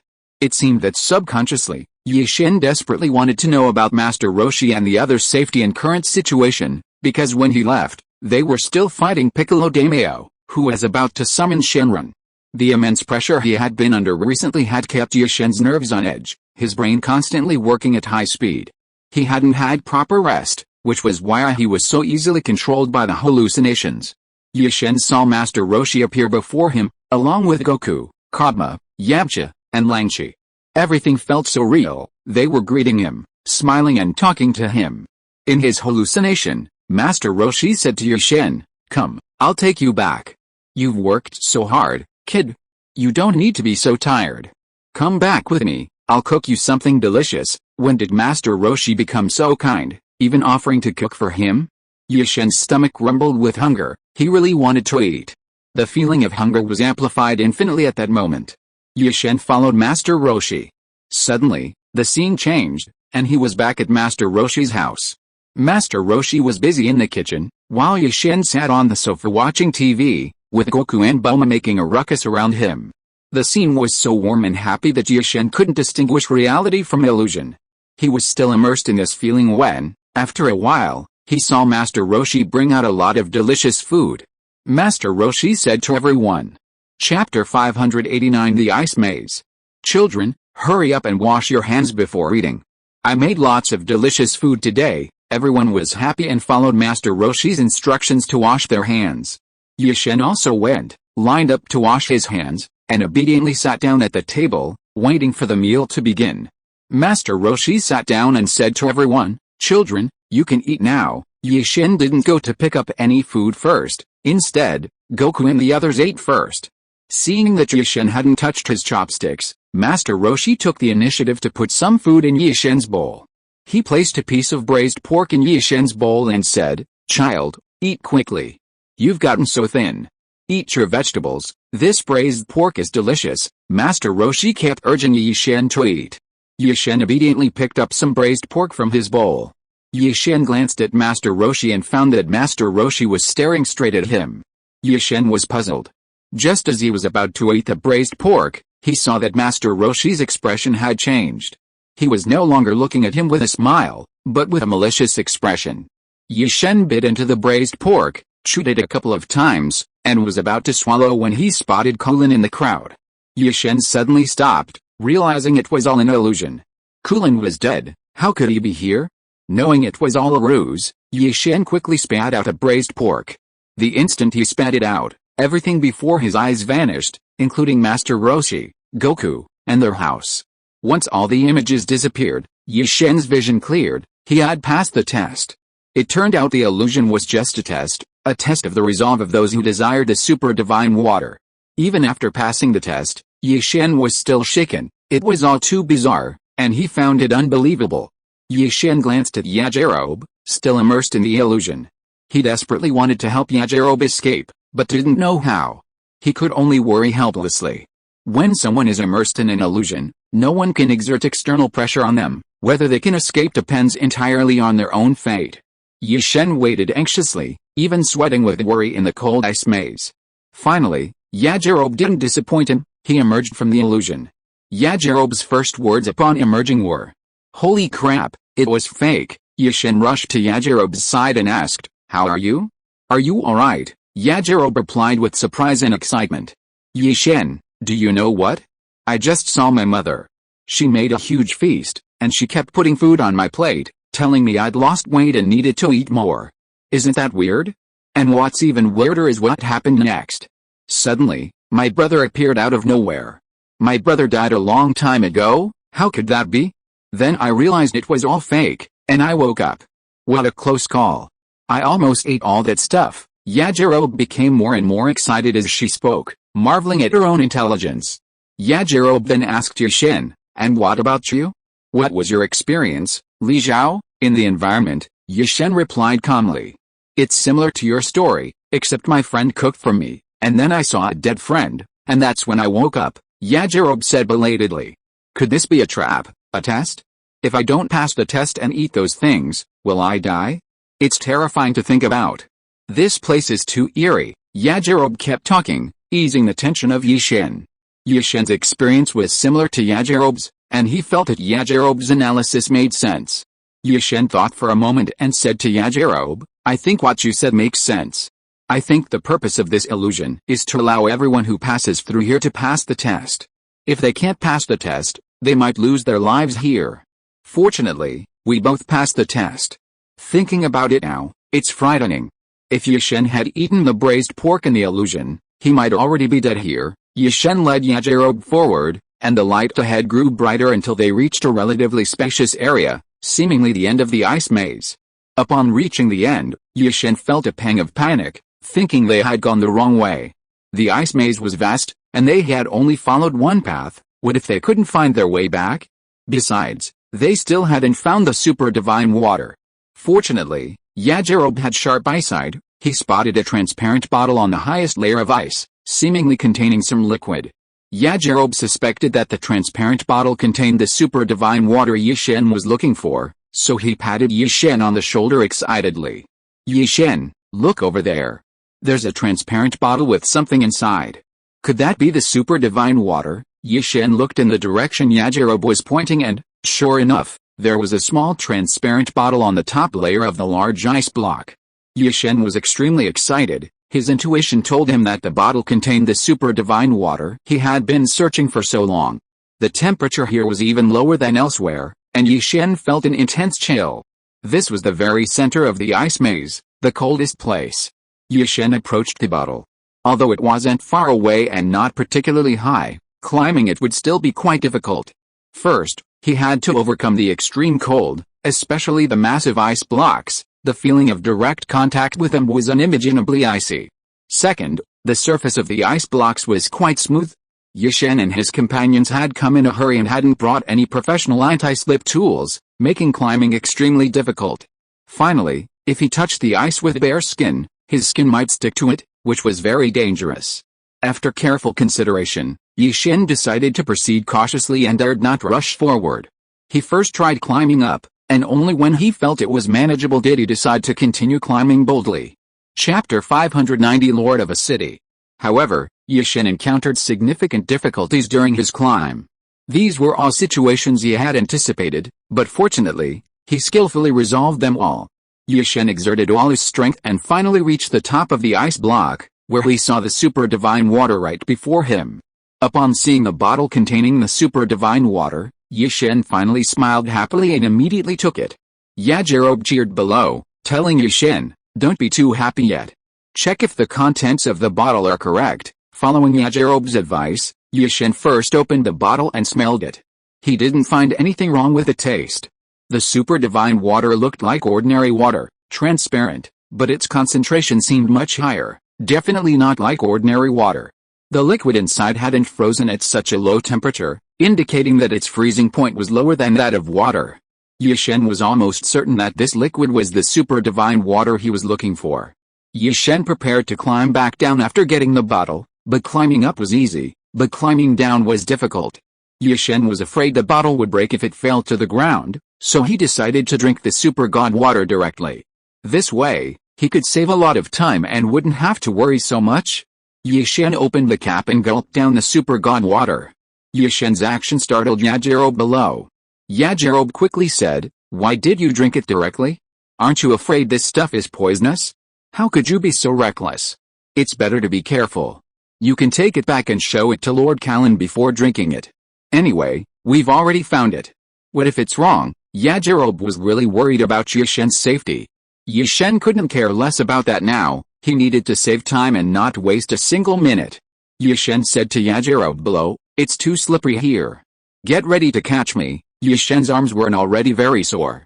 Hanging from the ice, he was exhausted and cold. His feet were slippery on the ice, and Yi Shen felt like he was about to fall. Finally, Yi Shen couldn't hold on any longer and let go. Fortunately, Yajirobe was already below, ready to catch him. Yajirobe caught the falling Yi Shen.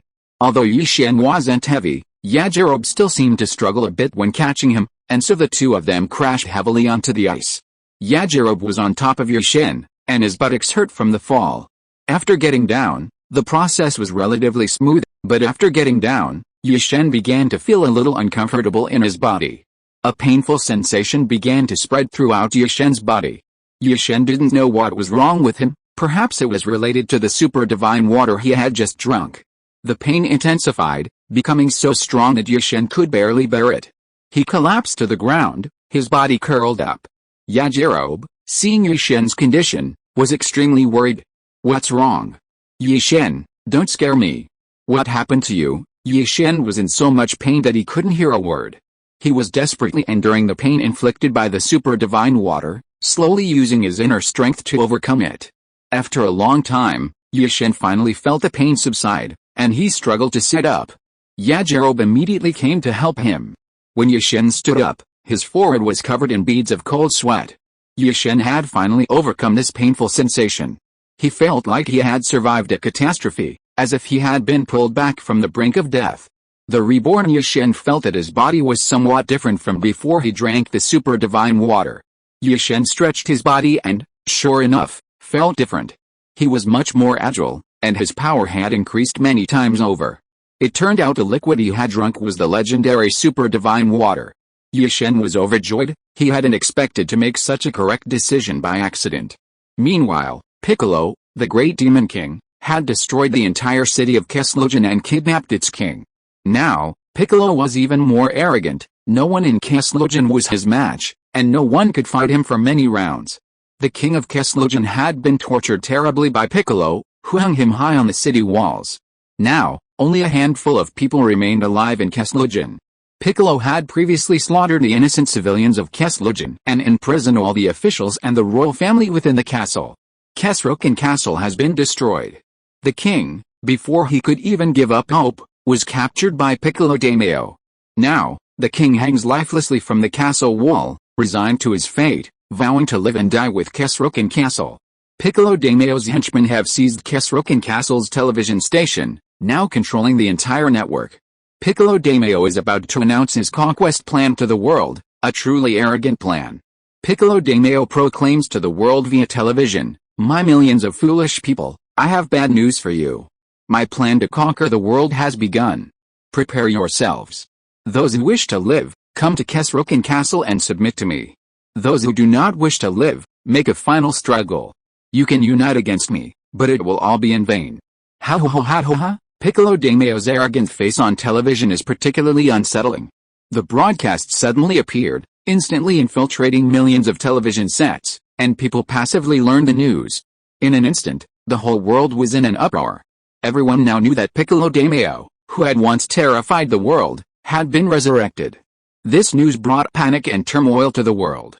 Suddenly, social stability in various cities was disrupted, and the public became excited and agitated. Many people were filled with passion, but passion alone was not enough. Many who were afraid of death were thinking about how to save their own lives. They panicked and acted foolishly, looting supermarkets, banks, and shopping malls. The world was in complete chaos.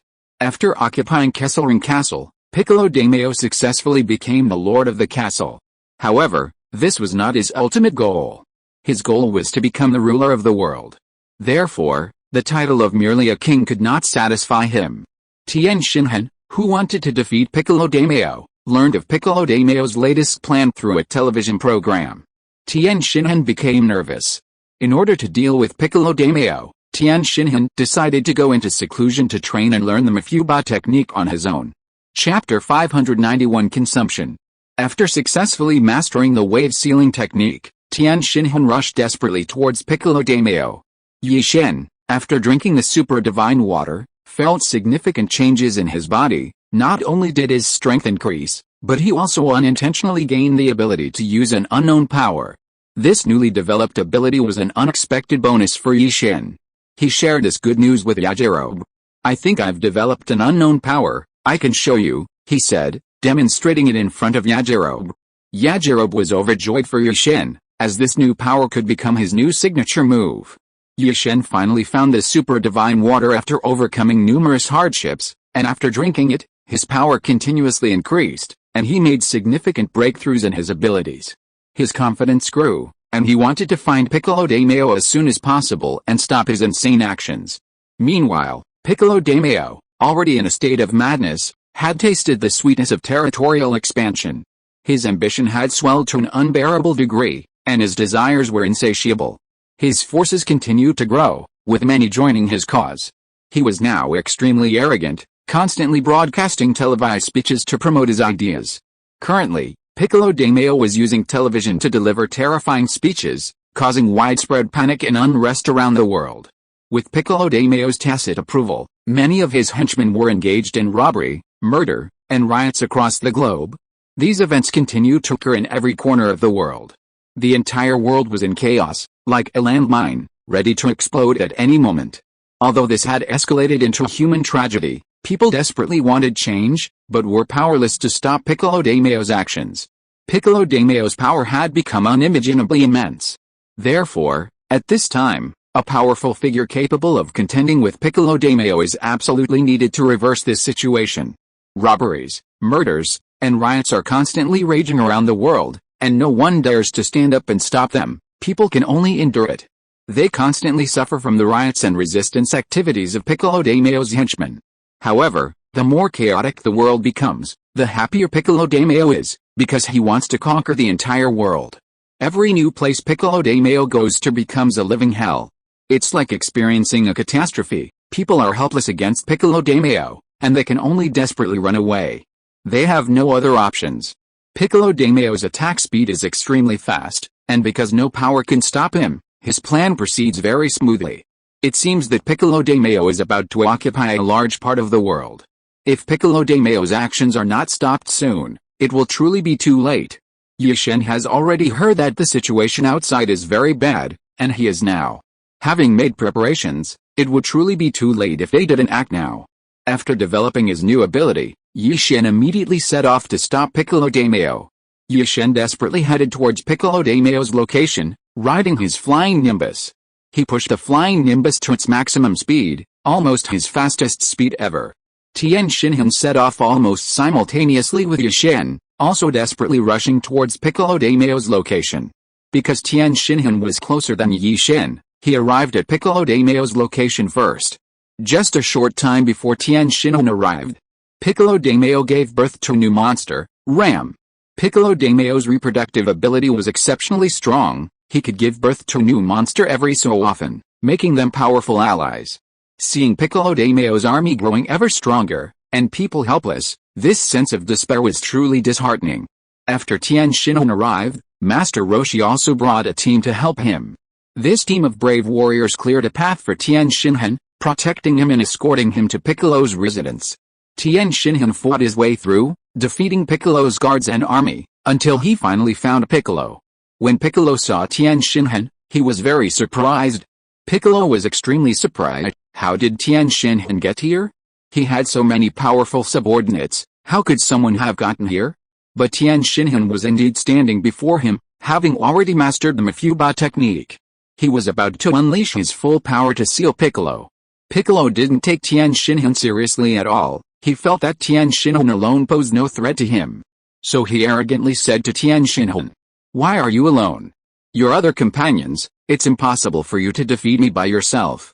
I advise you to leave now." Tian Xinhan didn't seem to mind. He said calmly, "How will you know if you don't try?" Tian Xinhan was very confident in his mastery of the Mafuba technique. He had found some martial arts manuals left by his teacher, Gotten, and discovered the method for practicing the Mafuba. He began to teach himself the Mafuba and mastered it in a very short time. Tian Xinhan was a man of action. Shortly after speaking, he unleashed the Mafuba, giving Piccolo no time. In front of Piccolo, Tian Xinhan used all his strength to unleash the Mafuba and launched it towards him. Piccolo was somewhat afraid of the Mafuba, so he dodged it in time. Just as Piccolo was about to be sealed by the Mafuba, one of his subordinates rushed out and shielded him, taking the brunt of the attack. Tian Xinhan was furious at this sight. His Mafuba, unleashed with all his might, had been wasted so easily. Tian Xinhan was furious. He never expected that his Mafuba would be used on one of Piccolo Daimyo's insignificant subordinates. Seeing this outcome, Piccolo Daimyo laughed wildly. Chapter 592 Suppression. The Mafuba technique can only be activated once per unit of power within a certain time frame. Therefore, it's impossible for Tian Xinhan to activate it a second time immediately. Piccolo Daimyo happens to know this weakness of the Mafuba, so after Tian Xinhan used it once, he faced a brutal challenge. Tian Xinhan used the Mafuba on the wrong target, and even with all his power, he was powerless to defeat Piccolo Daimyo. Piccolo Daimyo counterattacked, defeating Tian Xinhan in just a few rounds. Tian Xinhan was knocked to the ground, too weak to get up. Piccolo Daimyo, intending to finish Tian Xinhan off, approached him.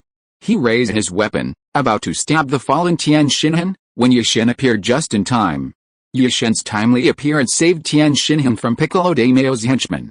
Yishen forcefully pushed Piccolo Daimyo away and then helped the injured Tian Xinhan up from the ground. Fortunately, Tian Xinhan's injuries weren't too serious. After being helped up, he was able to stand on his own. Yishen said to the injured Tian Xinhan, "Go stand aside. I'll handle them. You don't need to interfere, just focus on recovering." Although the sentence was very brief, it showed Yishen's confidence. Tian Xinhan also had great faith in Yishen's strength. For Yishen to say something like that now, he must have found and drunk the super divine water. Tian Xinhan wasn't surprised. Yishen's abilities were undeniable and never disappointed. Tian Xinhan listened to Yishen and voluntarily stood in a corner. Although he couldn't help Yishen, at least he wouldn't be a hindrance. Piccolo Daimyo, seeing that it was Yishen, scoffed at him dismissively. "Yo, another defeated foe is here. Let's see if you've improved at all after disappearing for a few days. I hope you can become even stronger than your teacher, otherwise, your fate will be even worse than his." Hearing Piccolo mention Master Roshi, Yishen felt a surge of anger. At the same time, he thought of Kira, whose friends Piccolo had already taken. Yishen wouldn't rest until Piccolo was dead. Piccolo's words spurred Yishen on, igniting his fighting spirit. He could feel the power surging within his body. Piccolo wanted to see just how strong Yishen had become, so he sent out his new monster, Ram, to fight him. Unexpectedly, Yishen defeated Ram effortlessly. This surprised Piccolo, as Ram was incredibly powerful. Since Yishen could defeat Ram so easily, his strength had definitely increased by more than just a few times. Piccolo Daimyo started to get serious, and what followed was a fierce battle. Yishen could clearly feel that this time, fighting Piccolo Daimyo was much easier than the last time, which made him very happy. This rapid progress gave him immense satisfaction. Yishen and Piccolo Daimyo engaged in a fierce battle, and Yishen's confidence grew stronger with each battle. He realized the power of the super divine water was truly formidable. Piccolo Daimyo was astonished by Yishen's tremendous progress. In just a few days, Yishen's strength had improved so much, it was unbelievable. Piccolo Daimyo didn't know how Yishen had done it, but Yishen's current strength was already putting pressure on him. This time, Piccolo Daimyo was particularly serious when facing Yishen, not daring to be careless. As the battle progressed, Yishen used the Kamehameha to defeat Piccolo Daimyo. The Kamehameha is Yishen's ultimate move. After drinking the super divine water, Yi-Shen's strength increased many times over, and the Kamehameha also amplified his power. Therefore, the energy of the Kamehameha after Yi-Shen used it was unimaginably powerful.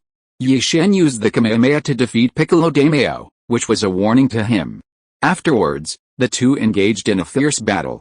Neither Yi-Shen nor Piccolo Daimyo wanted to lose, and Piccolo Daimyo was particularly bloodthirsty. After being knocked down once by Yi-Shen, Piccolo Daimyo was especially unwilling to admit defeat and gave it his all. Piccolo Daimyo became serious, wanting to teach Yi-Shen a lesson, and used his ultimate move. Yi-Shen barely withstood Piccolo Daimyo's attack. While Yi-Shen was still dealing with the attack, he was suddenly ambushed by Piccolo Daimyo from behind. This Piccolo Daimyo was truly despicable, actually preparing for a sneak attack, and Yi-Shen was injured by him. Fortunately, Yi-Shen managed to escape in time, and Piccolo Daimyo didn't make any further moves, though Yi-Shen was seriously injured. During the ensuing battle, Yi-Shen was constantly suppressed by Piccolo Daimyo. Piccolo Daimyo's attacks were incredibly fierce, and Yi-Shen could only desperately defend, having no chance to unleash his own skills. Despite Yi-Shen's best efforts to dodge Piccolo Daimyo's attacks, he still sustained many injuries during the battle. Yi-Shen had wounds of varying degrees all over his body, but he couldn't care less. Although he looked disheveled, as if he were about to be defeated by Piccolo Daimyo again, Yi-Shen had unwavering faith. He had confidence in himself. The current disadvantage was just an illusion, a false impression to make Piccolo Daimyo careless and underestimate him. Having suffered several heavy blows from Piccolo Daimyo, Yi-Shen persevered. His tenacious will was truly admirable. As expected, Piccolo Daimyo fell for the trap. Seeing Yi-Shen's numerous injuries, Piccolo slowed his attacks. Yi-Shen seized this opportunity, adjusted his stance, and used his only uninjured hand to unleash his new finishing move. This new move was learned after drinking the super divine water. Yi-Shen's new finishing move was exceptionally powerful, even Piccolo Daimyo was no match for it. Caught off guard, Piccolo Daimyo was struck by Yi-Shen's new finishing move, instantly defeating him. Unable to withstand the powerful energy of Yi-Shen's finishing move, Piccolo Daimyo suffered severe injuries and collapsed on the spot. Chapter 593 Temple. Piccolo Daimyo was fatally wounded. This time, he couldn't stand up again, and Yi-Shen wouldn't let him.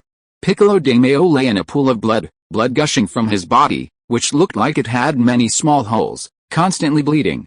It seemed Piccolo Daimyo's fate was sealed, and there was no hope of recovery.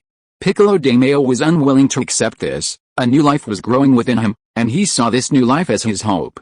Before his death, Piccolo Daimyo used all his strength to ensure the life within him developed prematurely and was born, all in less than a minute. Yi-Shen was stunned, so this was how Piccolo Daimyo gave birth to new life?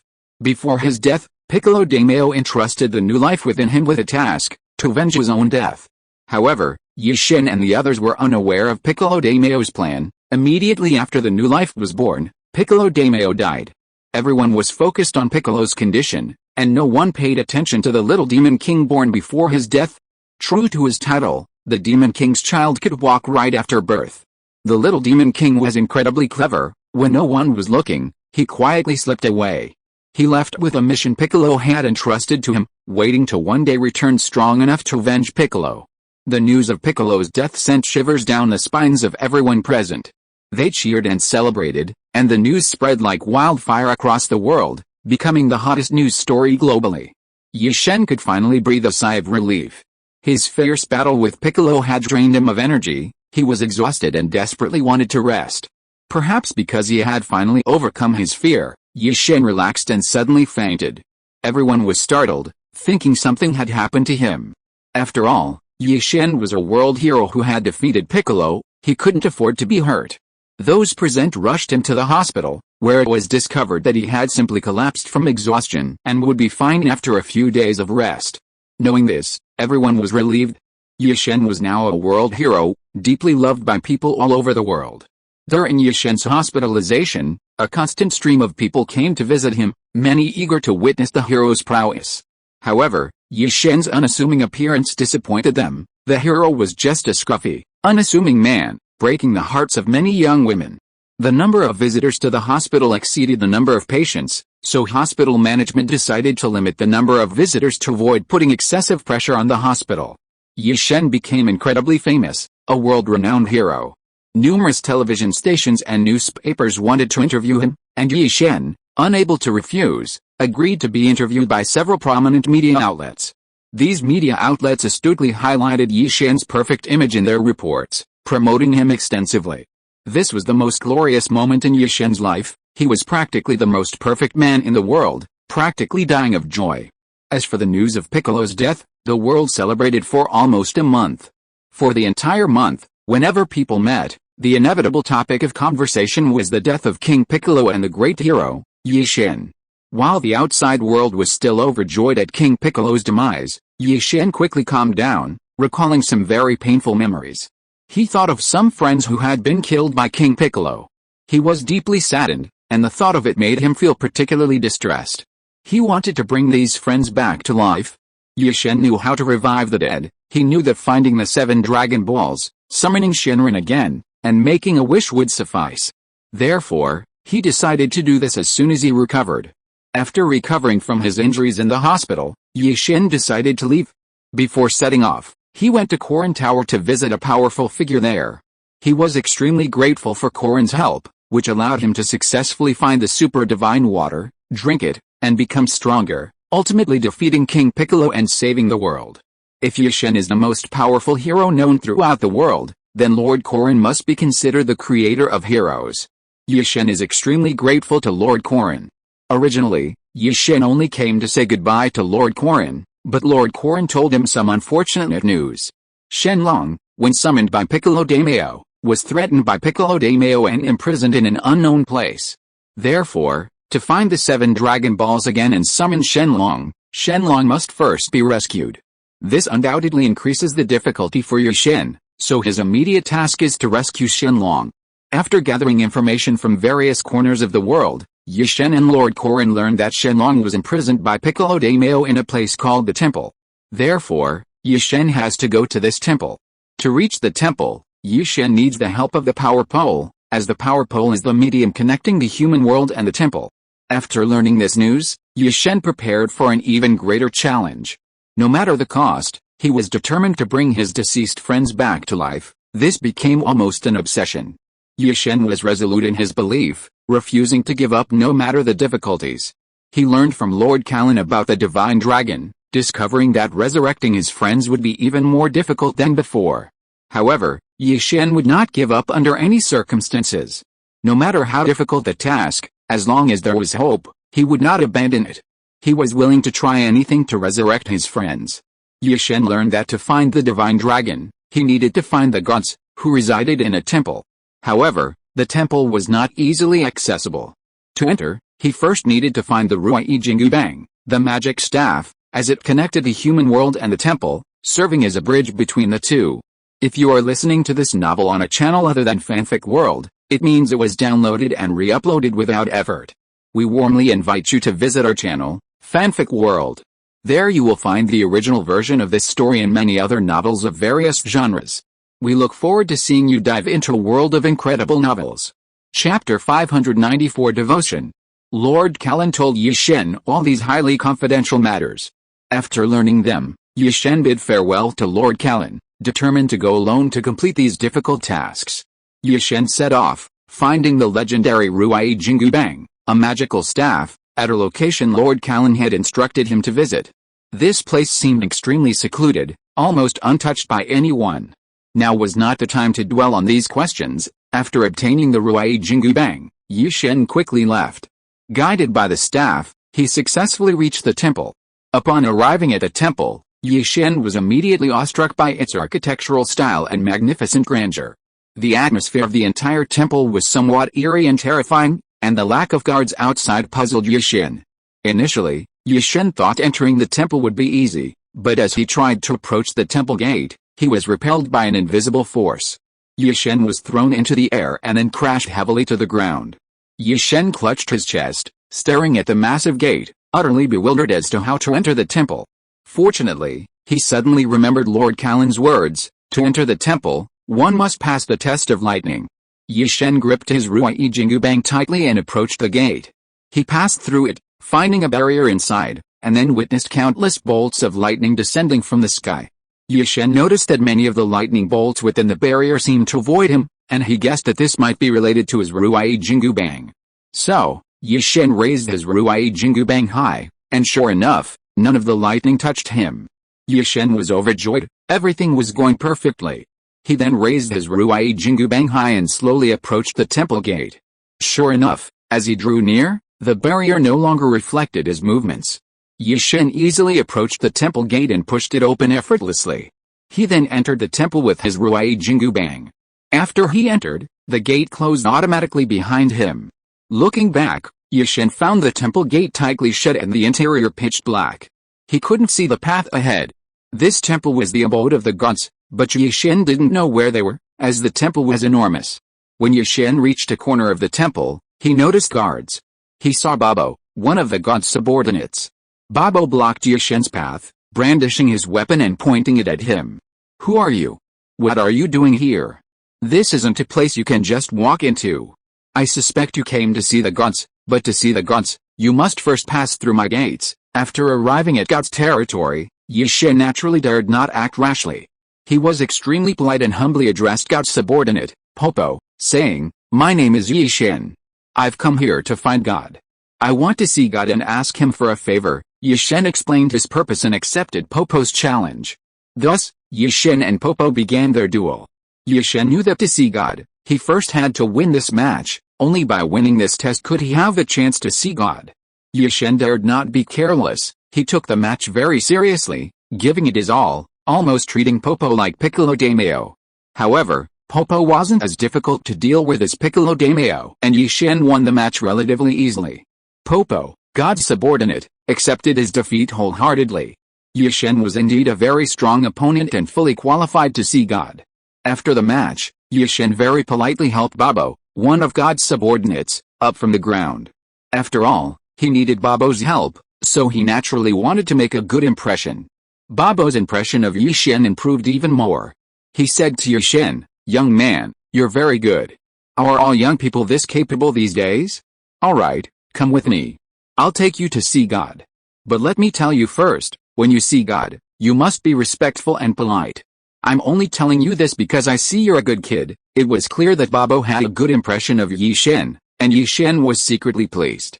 This meant his next steps would be much smoother. Led by Babo, Yi-Shen finally met a legendary god. Babo led Yi-Shen to a very large room, the center of the temple, a room where a huge statue of God was enshrined. Upon entering, Yi-Shen felt an invisible pressure. Babo, the god's subordinate, became silent, appearing exceptionally serious and dignified. Yi-Shen imitated Babo, adopting a solemn expression and daring not to show any disrespect. Although Yi-Shen had never seen a god, he knew about the practice of burning incense and praying to deities. Sincerity was paramount, and it was said that sincerity brought results. Yi-Shen arrived with a devout heart. After leading Yi-Shen here, Babo silently left, closing the door behind him.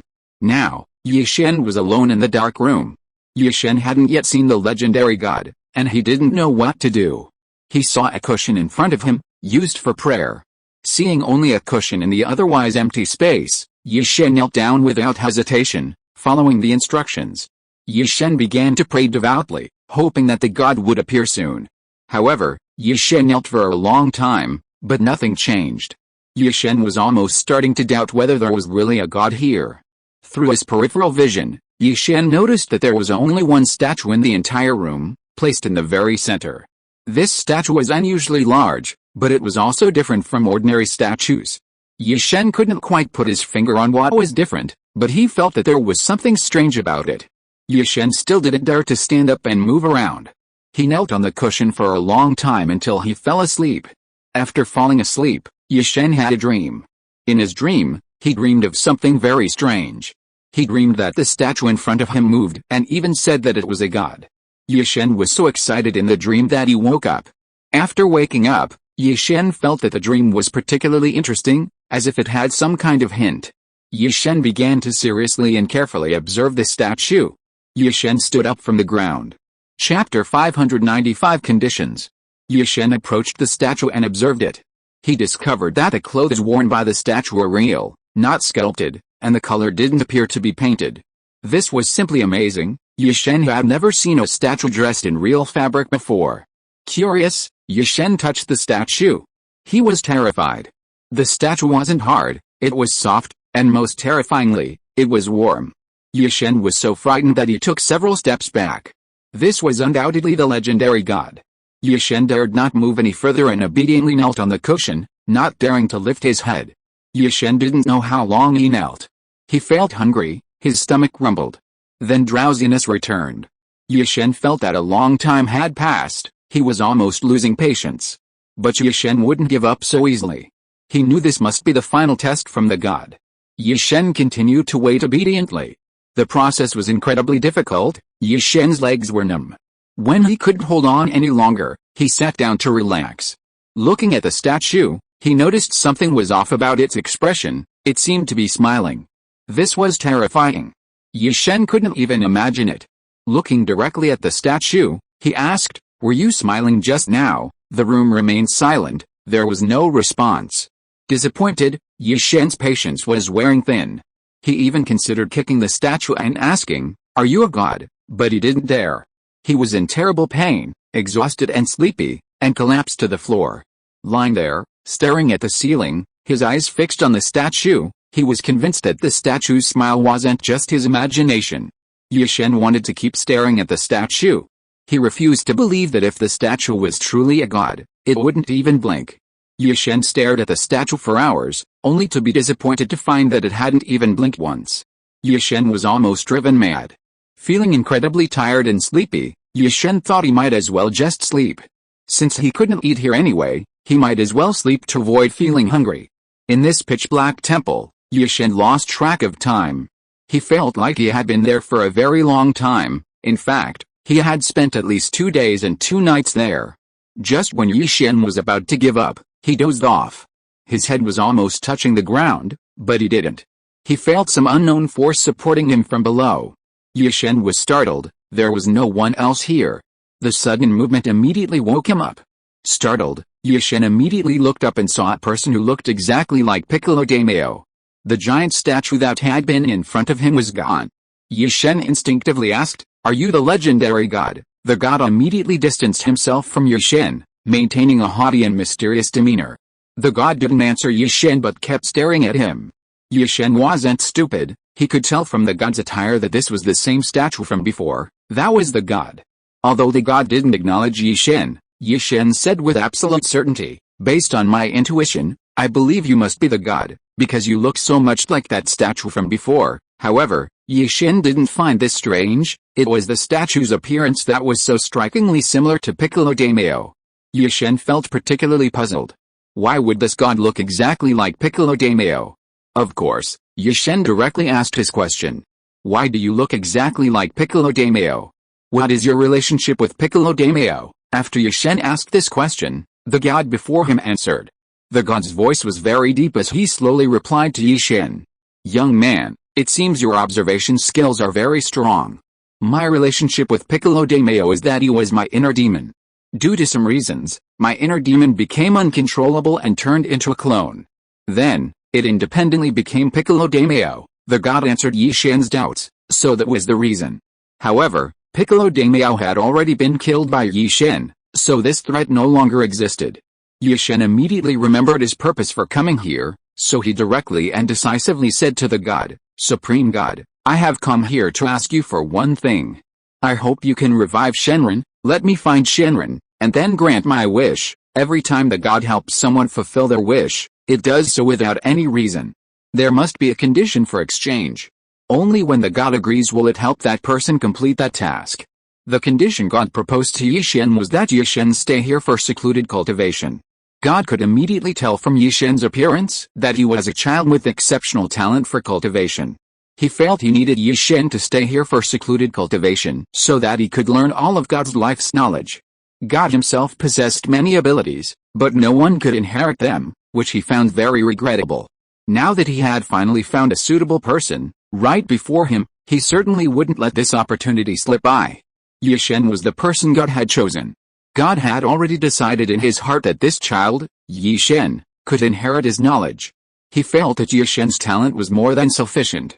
God spoke to Yi-Shen, "If you want me to help you revive the dragon, then you must agree to one condition. Yi-Shen was surprised that God would make such a request. He asked God in confusion, "What is this condition?" God readily replied, "My condition is that after I revive the dragon for you, you must stay here and cultivate for a period of time until I am satisfied. Only then can you leave." After hearing the request, Yi-Shen thought it over in his mind and felt that the request wasn't too unreasonable. Moreover, Yi-Shen felt he could completely fulfill it, so he agreed to the god's condition without hesitation. After thinking for a moment, Yi-Shen replied, "I can grant your request." The god was very happy because she heard Yi-Shen agree to her request. Some of her life's knowledge could then be inherited.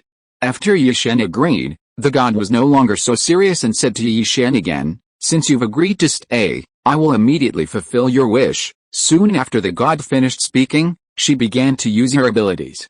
Chapter 596, A Trivial Matter. Then, strange phenomena occurred in the air, and Yi-Shen watched as the divine dragon slowly appeared before him. When a complete divine dragon appeared before Yi-Shen, it meant the dragon had been resurrected. Yi-Shen had seen the dragon several times before, and seeing that the dragon before him looked exactly the same as before, without any difference, he felt extremely happy. Now that he had finally seen the dragon, he couldn't wait to express his wish to resurrect his friend. The dragon slowly appeared before Yi-Shen, and when it opened its eyes, it meant the dragon was completely resurrected. After being resurrected, the dragon circled in the air a few times. Then, it excitedly landed on the ground. After being resurrected, the dragon saw Yi-Shen and the god. The dragon was very grateful to the person who had resurrected it. The dragon obediently knelt before the god, made 3 bows, and said, "Thank you, Supreme God, for giving me this opportunity to be resurrected." At this moment, the god also helped Yi-Shen, because he said to the dragon, "Don't just thank me alone. Actually, your resurrection was also thanks to this young man behind you. If he hadn't come to me, you wouldn't have had the chance to be resurrected. So, since he has a favor to ask of you, you should grant his request." The god has made it very clear. The dragon then turned to look at Yi-Shen.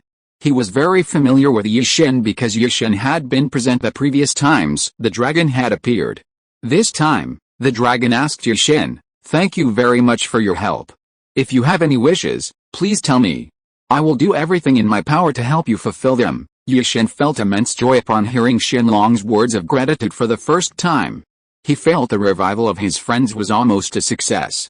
Yi-Shen couldn't wait any longer, so he quickly expressed his wish. "My wish is to revive those friends who sacrificed themselves in the battle against Piccolo Daimyo, and those warriors and innocent civilians who died fighting for world peace." Upon hearing Yi-Shen's wish, Shenlong knew he was a very kind child.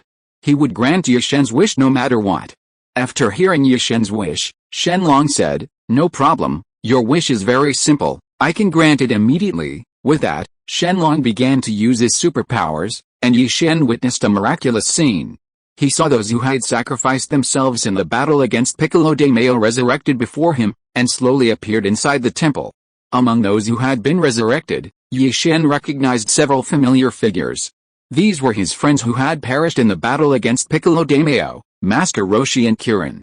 Yi-Shen was deeply moved. Upon seeing Master Roshi and Kirin, he burst into tears, rushed over, and embraced them tightly. He shouted as he ran, "Master, Master, I'm here. Kirin, look at me. It's me, Yi-Shen." Master Roshi and Kirin, hearing Yi-Shen's voice, were still bewildered after their resurrection, as they retained their memories. They were utterly surprised. How did they end up here? And why was Yi-Shen there? Why was he calling them? Why was he running towards them? Was this hell? Had Yi-Shen also died? What had become of the human world? When Yi-Shen reached Master Wu Tian and Ku Lin, he saw their sorrowful expressions and was puzzled. He asked them, "What's wrong with you two? Shouldn't you be happy? Why do you look so sad?" Ku Lin replied, "You're dead. How can we be happy?" Realizing this, Yi-Shen understood that Master Wu Tian and Ku Lin had misunderstood something. He chuckled and explained, "Why are you so pessimistic? How could I be dead? Shouldn't you feel like you've been resurrected? Open your eyes and look around. Do you think I look dead?" Following Yi-Shen's instructions, Ku Lin looked around and saw a god and a dragon. Suddenly, he seemed to understand. In this special place, Yi-Shen seemed to be telling the truth. Could they really have been resurrected? Seeing Ku Lin's confused and uncertain expression, Yi-Shen patted Ku Lin's head and said, "That's right, It's exactly what you think. You've really been resurrected. There's no need to doubt it anymore. Kulin and Master Wushan, after Yi-Shen repeatedly explained that it was true, finally believed it. They were incredibly excited and burst into loud shouts. They really had been resurrected. This feeling of rebirth was so wonderful. When Master Wushan and Kulin came to their senses, they hugged Yi-Shen tightly. The three of them embraced and wept, then wept with joy. The scene of the three of them crying and laughing at the same time was quite comical, yet incredibly touching. Yi-Shen was now experiencing the joy of regaining what he had lost. He felt that being reunited with his friends was truly wonderful. However, what Yi-Shen didn't expect was that the resurrected Master Wushan and Kulin still retained their previous memories. According to Yi-Shen's calculations, this must have been Shenlong's act of kindness, an extra favor that helped Master Roshi and Kiriho regain their memories. Yi-Shen decided to thank Shenlong. Yi-Shen said to Shenlong, "Thank you for restoring their memories." Shenlong thought it was a small matter, just a simple act, nothing to be thanked for. However, Shenlong was also very grateful. He remembered that it was because of Yi-Shen that he had the opportunity to be resurrected, so he felt it was only right that he did these things. Shenlong had already fulfilled Yi-Shen's wish. All the warriors who sacrificed themselves and the innocent civilians who died during Piccolo's conquest of the world had been resurrected. After fulfilling Yi-Shen's wish, Shenlong disappeared, returning to its mysterious state. The joy of regaining what was lost made Yi-Shen especially cherish it. He resolved to become even stronger, strong enough to protect his friends from harm again. Now that Master Roshi and Kiriho had been resurrected, they should go back and tell all their family and friends the good news. However, Yi-Shen couldn't go back with Master Roshi and Kiriho now because he had promised Shenlong that he would stay here to train. Yi-Shen felt a little regretful. He had originally wanted to accompany Master Wutian and Kulin back, so he could protect them on the way back, but now it seemed he could only let them go back on their own. Master Wutian and Kulin went back, while Yi-Shen stayed behind. Chapter 597 Progress. After Master Roshi and Kirin left, Yi-Shen remembered something important. Piccolo Daimyo had given birth to a child before his death. This child, born before his death, could potentially become a hidden danger, causing Yi-Shen great concern. He knew this child born to Piccolo Daimyo possessed exceptional talent, and this little demon king harbored resentment towards him. Yi-Shen couldn't find the little demon king for the time being, and if things continue this way, the little demon king might become even more difficult to deal with than Piccolo Daimyo when he grew up. To be on the safe side, Yi-Shen decided to stay and train diligently in the temple. Seeing that most of the resurrected people had left, only Yi-Shen and Shen remained in the temple. After everyone had left, Shen said to Yi-Shen, "From now on, you will undergo the most rigorous training." Yi-Shen nodded, indicating he understood. Then Shen continued, "Before you begin your cultivation, you must acknowledge me as your master and swear an oath to me that you will persevere." Yi-Shen followed the god's instructions without hesitation. He knelt before the god and acknowledged him as his teacher. Having a god as his teacher was a blessing for Yi-Shen. He felt incredibly honored. The opportunity to continue his cultivation here was invaluable. After kneeling before the god, Yi-Shen said, "Master, please accept my vow. I swear that in the coming period, I will cultivate diligently." Yi-Shen vowed to the god that he would cultivate even more diligently in the coming period. In any case, the opportunity to cultivate here and receive the god's guidance and care was a great asset for Yi-Shen. He also thought that he could use his training here to prepare for the world's #1 martial arts tournament 3 years later. The training process unfolded exactly as Yi-Shen had predicted. The entire process was incredibly arduous and monotonous. Without immense willpower and perseverance, it would be difficult to endure. After Yi-Shen had trained for some time, the god witnessed his tremendous progress. To test the effectiveness of this progress, the god decided to assign Yi-Shen a solo task to observe its results. The task assigned to Yi-Shen was to go to Mount Carlo and retrieve the sacred crown. Yi-Shen was unfamiliar with Mount Carlo, but since the god had given him this task to test him, he was determined to complete it. After learning the location of Mount Carlo from the god, Yi-Shen immediately set off from the temple. He left the temple and headed towards Mount Carlo. When Yi-Shen arrived at the foot of Mount Carlo, he saw that it was actually a group of exceptionally majestic mountains, with Mount Carlo being the highest peak among them. Climbing Mount Carlo wouldn't be easy, as the sacred crown is placed there, naturally attracting many guards. It would take Yi-Shen considerable effort to reach it. Without hesitation, Yi-Shen began his ascent. On his way, he encountered Lily and her daughter. Finding them distressed about something, Yi-Shen, being kind-hearted, approached them and inquired, "What's wrong?" Lily and her daughter replied, "My beloved little bird flew away. It flew to Mount Carlo, but it's so vast, how can we find it?" It turned out that Lily and her daughter had come to Mount Carlo to search for their lost bird.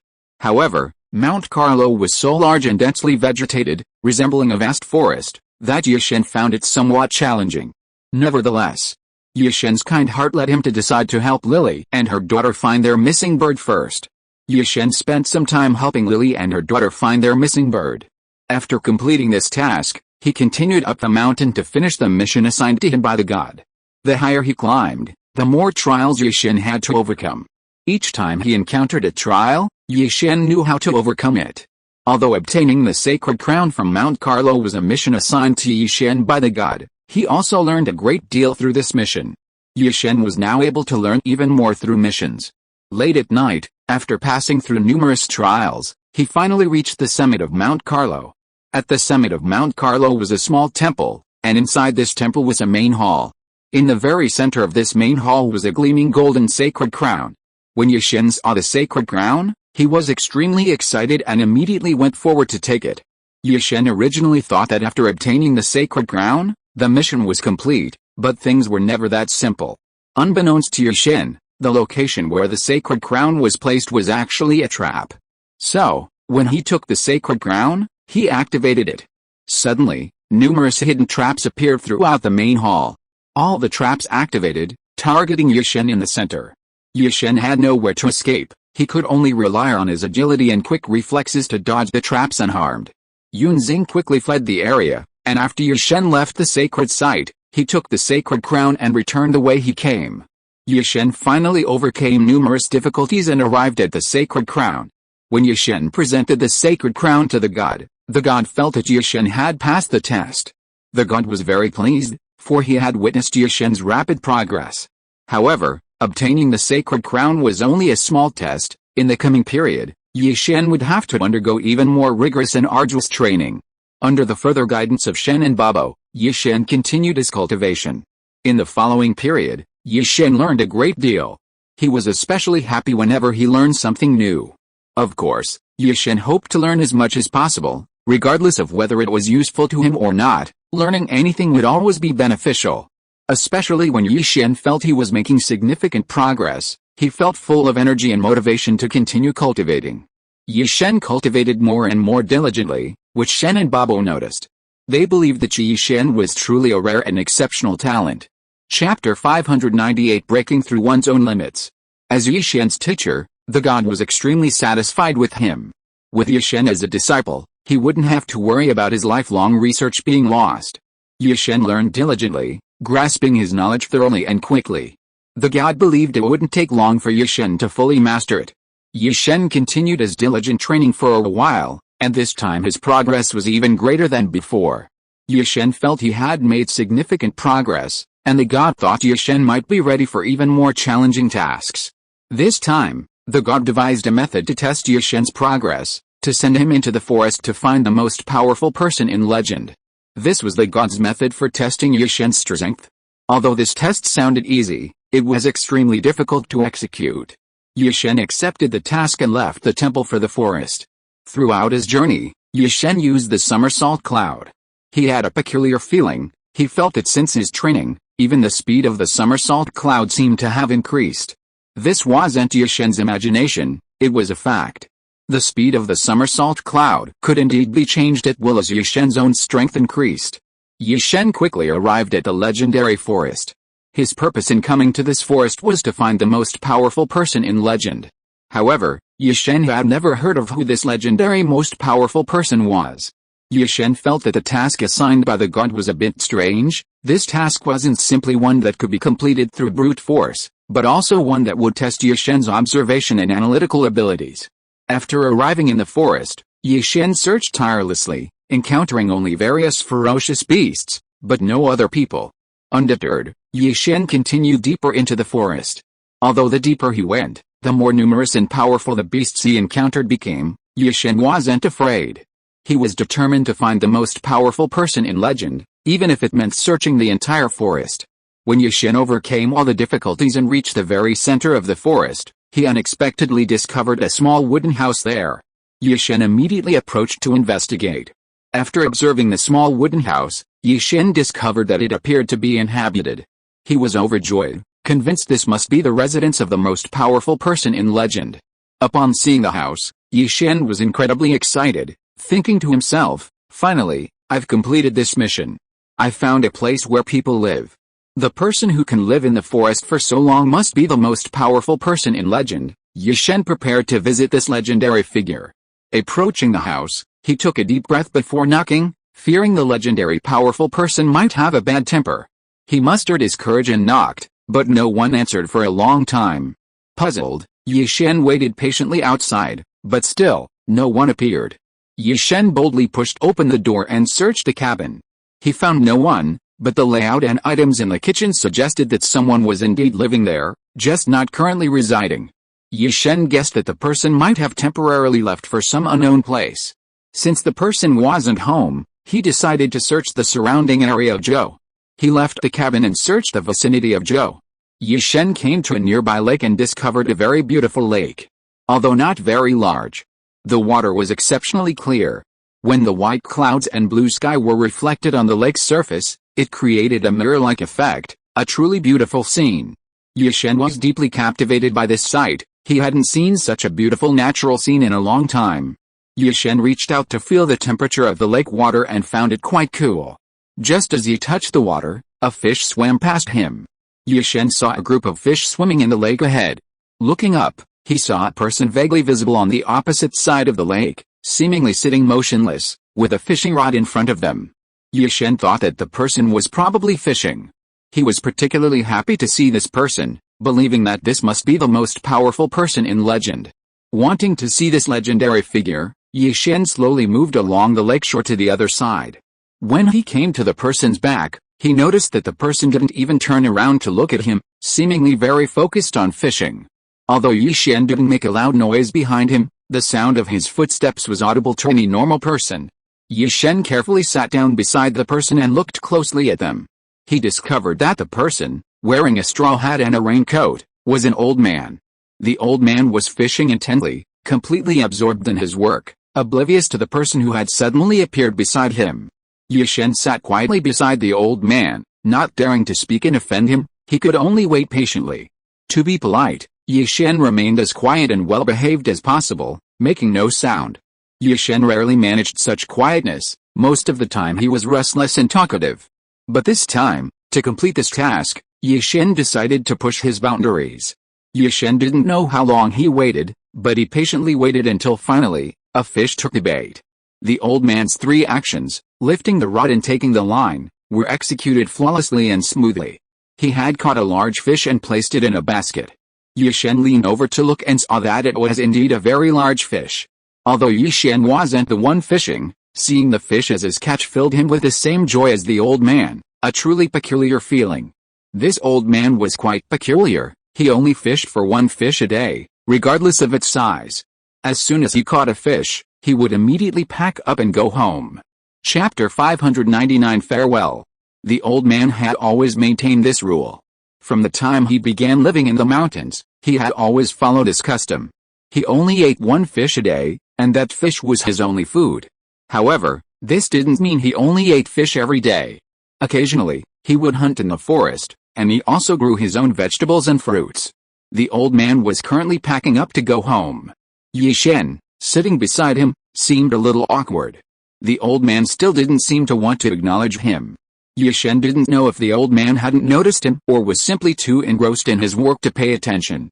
When the old man finished packing and prepared to head back, Yi-Shen had no choice but to follow him.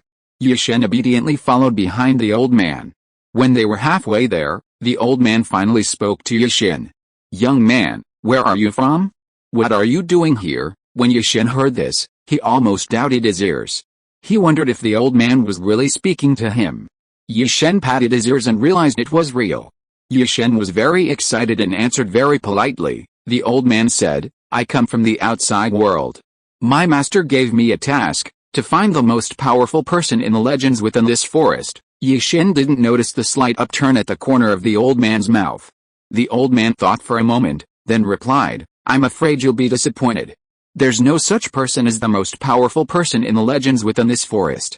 There's only this old geezer." This answer shocked Yi-Shen. He wondered, even gods can make mistakes. Is there really no one in this forest who's supposedly the most powerful?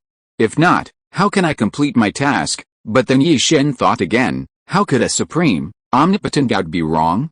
This old man must be deliberately showing off to confuse my analysis. Yi-Shen replied calmly, "Old man, don't be so modest." Hearing Yi-Shen's words, the old man didn't immediately refute but remained silent. Yi-Shen took this as an admission of the truth and followed the old man back to the small wooden house. The first thing the old man did after returning to the cabin was to prepare dinner. Yi-Shen stood outside the cabin, feeling completely out of place and incredibly embarrassed. Just as he was about to dig his toes in embarrassment, the old man finally patted him on the shoulder and said, "Young man, come inside and cook. I need to prepare dinner. You should rest and get ready to eat with me." Yi-Shen looked at the old man gratefully and followed him back into the cabin, sitting down quietly. Yi-Shen wanted to help the old man, but the old man felt Yi-Shen's efforts were inadequate and that he should do it himself, so Yi-Shen could only obediently return to the cabin and sit down. Quickly, the old man finished preparing dinner, placing a plate of fish on the table. Yi-Shen's mouth watered at the sight of the delicious meal. Yi-Shen ate dinner with the old man, and afterward, the old man decided to have a good talk with him. The old man had actually realized that Yi-Shen hadn't come with malicious intent. For many years, the old man had lived in seclusion in this place, and no outsider had ever been able to find it. Yi-Shen was the first outsider to discover it. In fact, the old man greatly admired Yi-Shen. As a young man, Yi-Shen was polite and capable. The old man felt a deep connection with Yi-Shen and wanted to give him a gift. This gift wasn't something tangible, but rather a skill he wanted to teach Yi-Shen, how to cultivate a mind as still as the sky. In this increasingly restless world, maintaining a tranquil mind is extremely difficult. Especially for young people like Yi-Shen, who are more prone to restlessness. Restlessness doesn't lead to clearer analysis but rather disrupts it. After dinner, the weather outside was lovely, the forest was particularly cool, and the moonlight was exceptionally clear on the ground during the full moon. The old man took Yi-Shen to the lakeside again, determined to teach him here how to maintain a mind as still as the sky. Under the old man's guidance, Yi-Shen learned a new skill, how to maintain a state of mind as still as the sky. Mastering this skill required considerable effort. He didn't learn it in a single night. The transition from movement to stillness was not as easy as he had imagined, and Yi-Shen experienced firsthand the difficulty of this skill. He spent a day and a night alone by the lake to achieve this state of tranquility. Once his mind was still, he gained many insights and understandings, insights he hadn't grasped before, now finally clear. While Yi-Shen finally completed the task assigned to him, on the other side, Tian Xinhan, Qiren, and Yamcha decided to start afresh. They made a remarkable decision, to begin their training anew, resetting themselves to a state of zero, just as they had when they first began learning, to further elevate their cultivation level. Tian Xinhan, Krillin, and Yamcha. Their reason for this was the significant blow Piccolo Daimyo's attempt to conquer the world had dealt them. They realized from those events that their strength was far from sufficient. Therefore, in the event of danger, only by increasing their strength could they protect themselves and those they wanted to protect. The three of them began training again, under the guidance of Master Roshi and Master Roshi. This time, they trained with exceptional focus and without any slackening. Even Master Roshi and Master Roshi were astonished by the efficiency of their training, truly feeling their earnest dedication. After a period of training, Tian Xinhan, Krillin, and Yamcha's strength all underwent significant changes. Master Roshi and Master Roshi were particularly gratified by these changes. The young people's desire to continuously improve and their determination after gaining this understanding were truly moving. Tian Xinhan, Krillin, and Yamcha all started from scratch and made great progress. Meanwhile, Yi-Shen also gained many new things. After learning how to keep his mind as still as the sky, Yi-Shen was overjoyed. He prepared to leave and bid a sincere farewell to the old man in the forest. Chapter 600 Playing the Mystery. Yi-Shen felt this place was excellent, and perhaps he even considered spending the rest of his life in this way. During his cultivation, he yearned for this lifestyle. The process of calming his mind was truly enjoyable. However, Yi-Shen couldn't yet achieve this lifestyle, so he had to leave and return to complete his assigned task. Yi-Shen left the forest and returned to the temple. To demonstrate to the god that he had completed his mission, he showcased the new skills he had learned. After demonstrating his new abilities, the god considered Yi-Shen to have fulfilled his task. However, the god thought that if Yi-Shen wanted to complete this cultivation mission, he must also diligently complete each subsequent small task. The god had particularly high expectations for Yi-Shen because he considered him a very talented young man. Yi-Shen possessed a vast knowledge and skills, and God hoped he could master them all. To help Yi-Shen cultivate more effectively, God decided to send his capable assistant, Babo, to provide specialized guidance. This time, God tasked Babo with instructing Yi-Shen in cultivation beyond time and space. This was Yi-Shen's mission. When Yi-Shen heard about this new training mission, he was completely stunned. He had never heard of such a method as transcending time and space. Especially when he heard the word transcending time and space, he could hardly believe his ears. Such a mysterious ability existed in the world. Yi-Shen was incredibly excited. He yearned for this extraordinary ability and desperately wanted to learn it. Therefore, upon hearing the mission, he felt an overwhelming urge to learn it. This was the most diligent and proactive Yi-Shen had ever been in his training. First, Babo guided Yi-Shen through the basic theoretical methods of transcending time and space. To transcend time and space, one must first break through the barrier of speed. If speed is fast enough, reaching a certain level, it's possible to distort time and space, thus altering its distribution. Achieving such speed requires an unimaginable pace for ordinary people. After listening to Babo's guidance, Yi-Shen thought this ability was incredibly cool. Yi-Shen's first step was to increase his speed. Babo taught him many tips and special methods for improving speed.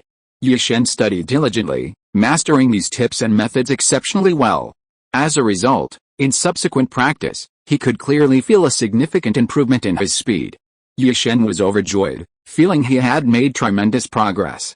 However, Babo said that this speed was far from sufficient to transcend time and space.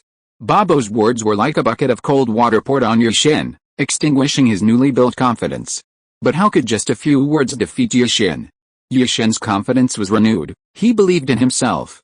He was certain he could further improve himself in the upcoming training.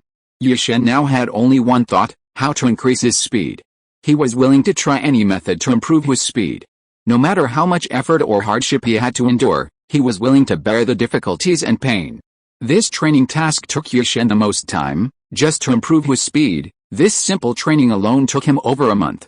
However, Yi-Shen devoted almost all his energy to this task, so he didn't feel that time was passing particularly quickly. Unbeknownst to Yi-Shen, time slowly flowed by, and a month had passed in the blink of an eye. After a month, Yi-Shen finally reached a speed level that surpassed the requirements of time and space. During this month, Babo had been by Yi-Shen's side, guiding and prompting him. Especially when Yi-Shen felt that he had almost reached the end of his training, he excitedly told Babo, "Teacher Babo, come check me quickly and see if my speed meets the requirements." Teacher Babo heard Yi-Shen's words and came over to check him. Yi-Shen demonstrated what he had recently learned to Teacher Babo. After judging, Teacher Babo felt that Yi-Shen had already met the requirements for transcending time and space. Teacher Babo said to Yi-Shen, "I think you've met the requirements. Why don't you try to transcend time and space?" Yi-Shen was extremely excited. Before Teacher Babo could finish speaking, he began to demonstrate his new ability. Yi-Shen broke through the limitations of time and space at an extremely fast speed. He distorted time and space and returned to a previous point in time. However, since this was Yi-Shen's first time using the ability to transcend time and space, he didn't know the extent of his ability or which era he had returned to. Yi-Shen had only changed time, but the limitations of space remained unchanged. Because Yi-Shen was still in the same place, only time had changed. When he returned to the past, he found that the surrounding scenery had all changed. Yi-Shen began to search everywhere. He didn't know what he was looking for, he just wanted to figure out when he had returned to. Yi-Shen walked through many places, and some places felt very familiar to him, especially when he was about to rest. He saw several people who looked particularly familiar. Yi-Shen felt that he might know these people, so he went over to observe them carefully. He discovered that those people were actually Teacher Wudong and some other companions in their younger days. Yi-Shen not only saw Master Roshi but also a young Master Roshi. Shen was overjoyed, knowing that Master Roshi and Master Roshi were now in their younger selves and wouldn't recognize him, so he decided to play a trick on them. Shen approached Master Roshi and Master Roshi, carefully examining their youthful appearances. He found them both to be exceptionally spirited and handsome. Shen blocked their path, deliberately acting fierce to intimidate them. However, despite their youth, Master Roshi and Master Roshi weren't afraid of Shen alone. Shen sparred with Master Roshi and Master Roshi, discovering that despite their age, their strength far surpassed his own. Master Roshi and Master Roshi were also quite surprised, as they had never encountered a young person as powerful as Shen in their world. Shen didn't reveal his true identity to Master Roshi and Master Roshi. However, after the small sparring match, the three of them became friends. End of this chapter. Thank you so much for reading until the end. Don't forget to give it a like. Looking for more exclusive content and immediate access? Subscribe to our Patreon. Remember, every like, subscription or donation encourages us to continue. Thank you all. See you in the next video.